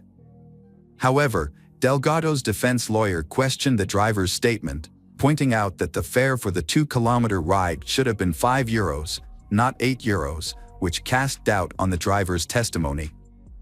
Marta's parents took the stand and described the immense pain they were experiencing due to the situation. They had to quit their jobs, start taking psychiatric medication, and even develop depression. Their other two daughters, Marta's sisters, were also going through a terrible time. The jury's verdict in January 2012 did not bring the family the satisfaction they were hoping for. Miguel was the only person responsible for Marta's murder and was sentenced to 21 years and 3 months in prison. Additionally, he was banned from living in the city where Marta's family resides for the next 30 years. He to pay part of the trial costs and compensate Marta's parents with €280,000 for the moral damage caused by her murder and disappearance. Each of her sisters was also awarded €30,000. In contrast, Delgado and Samuel were released due to lack of evidence placing them at the crime scene at the time of the murder. However, the following year, they demanded that Marta's family pay for the trial costs, adding to the family's distress. Marta's father expressed his intention to seek justice beyond Spain's borders, as he believed the country's system was outdated. He even considered taking Marta's case to Strasbourg, home to the European Parliament and the European Court of Human Rights. In December 2011, Marta's mother wrote a heartfelt letter to Miguel, who was in prison at the time. She asks him to return Marta's body so they can end the long suffering they have endured. She longed to give Marta a proper burial, where she could visit her, bring flowers, and talk to her. Unfortunately, the letter went unanswered. On January 24, 2012, 3 years after Marta's disappearance, demonstrations took place in various Spanish cities and towns, demanding justice for the young girl. As a result, Miguel faced threats from fellow inmates and attempted to take his own life. He was then transferred to a specialized therapy unit where he had limited contact with the outside world, including no visitors or phone calls. During his imprisonment, Miguel created multiple versions of the crime, with as many as 7 different accounts. This led to several lawyers withdrawing from his case due to inconsistencies. In his latest testimony, presented in 2013, he implicated someone close to him as the perpetrator of the crime. Miguel described an argument between him and his brother, Delgado, over the mortgage for their house at Leon 13. The dispute began when Miguel sent a letter to the family stating that he no longer wanted to cover for Delgado. Miguel stated that a disagreement over a fraudulent loan led to a physical confrontation. The situation became violent and Delgado allegedly threatened his younger brother with a weapon. When Marta intervened, she was fatally struck with the butt of Delgado's gun. After the incident, Delgado made a phone call, but the recipient and the content of the conversation are unknown. Delgado then left the house, leaving Marta's lifeless body behind. El Cuco arrived, and Delgado asked for his help in disposing of the body. They used a wheelchair to transport the body to the Mahala farm in Laneda, where they buried it Marta. At first, Marta's parents believed Miguel's story and were grateful to him for telling the truth. They requested that the investigation be reopened, this time focusing on Delgado. However, the prosecution and the judge did not find Marta's statements credible. Marta's father visited Miguel in prison, asking for his cooperation in finding Marta's body. In exchange for Miguel's help, Marta's father offered him a deal. Upon his release from prison, he would give Miguel the house located at Lawn 13, which he had previously purchased. The search for Marta's body became one of the most expensive in the country's history, involving extensive land and sea searches. It seemed impossible for Miguel, Samuel, and another person to transport Marta's body on a motorcycle without incident. During the reenactment, the body fell off the moment the engine started. After Miguel claimed that the body was thrown into a trash bin, the search shifted to the local landfill, which receives all the area's waste. In order to find any relevant clues, the search team estimated that they would need to remove approximately 40,000 tons of waste from the landfill due to the large amount of time that had passed since Marta's disappearance and the massive amount of waste at the landfill. The search for Marta's body lasted 32 days but was unsuccessful. Miguel, the accused, gave investigators 4 different locations where evidence might be found, leading to multiple new searches. However, the searches were hindered by a lack of funds, and at one point, the then Interior Minister Alfredo Perez had to pause the search due to financial constraints. In April 2013, Miguel pointed to Delgado as the real murderer and provided another location where Marta's body could be found, this time near the city of Lake, Canada. Despite having lost credibility due to his previous false versions, a new search was conducted. Miguel went with the police to the area and gave them a general idea of where he claimed to have buried Marta's body in 2009, along with Delgado. The police excavated the soil of 6 farms, focusing on areas with recent earth movements. A total area of 10,000 square meters was scanned, but unfortunately, nothing was found. All the searches were unsuccessful, and at the request of Marta's parents. The search was halted until 2015. The public ministry requested that the defendants compensate the Ministry of the Interior for the costs incurred during the search, amounting to $66,329. In a new development, an individual named Oscar, who claimed to be a criminal, approached El Cuco's, Rosalia mother, and pretended to seek a confession. However, his actual intention was to infiltrate and secretly gather information. Over time, Oscar and Rosalia developed a close relationship, meeting every 2 or 3 days and speaking daily on the phone. Rosalia trusted Oscar enough to give him the keys to her house, and they shared secrets and took long walks on the beach together. He gained her trust and affection. Oscar even convinced Rosalia that they would leave the country together once her son's, El Cuco situation was resolved. Meanwhile, Oscar secretly recorded 600 hours of conversations between Rosalia and those around her over a period of 2.5 years. In October 2011, El Cuco was granted temporary release from the juvenile center, where he was being held for covering up for Miguel. During one conversation, Oscar asked El Cuco if he thought the police were following him. El Cuco replied that were, and that the police were trying to find out where they had hidden Marta. This statement incriminated El Cuco and revealed his involvement in Marta's disappearance. Realizing his mistake, El Cuco quickly tried to retract his statement, claiming he had done nothing wrong. Oscar played along as if he hadn't noticed. However, in other recordings, El Cuco made fun of the police's efforts to find the body, and Rosalia criticized the investigators for not examining her phone records closely. Although Oscar worked diligently to record conversations, the 600 hours of recorded material was not presented as evidence in court. It wasn't until 13 years after Marta's disappearance, in 2022, that the recordings led to results. On May 26, 2022, a large crowd of mostly neighbors from Marta's family gathered outside the courthouse to demonstrate their support for a new trial. Rosalia and El Cuco arrived at the courthouse, protected by police.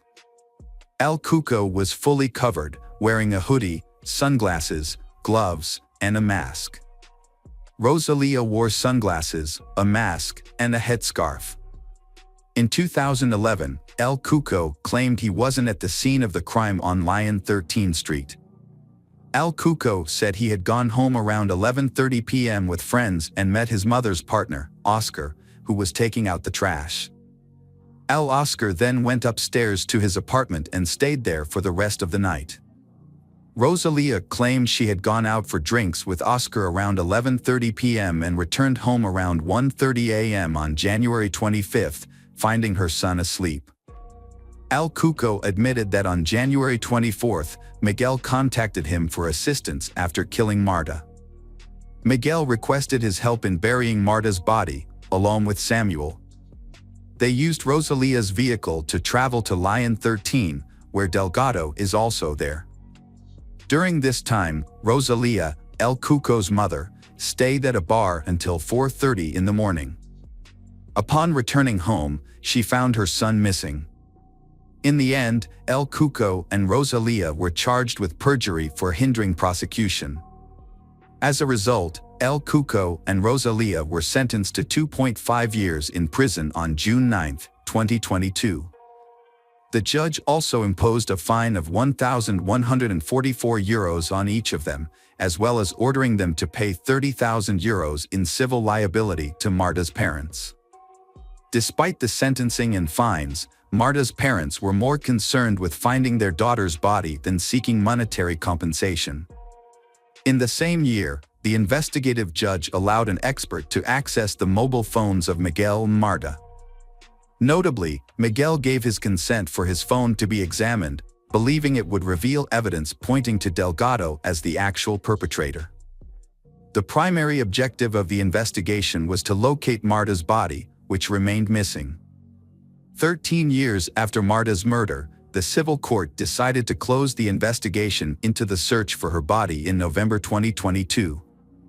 The court declared the investigation period had expired because no new significant evidence had been found. Marta's parents eventually accepted that Miguel would never disclose the location of their daughter's body.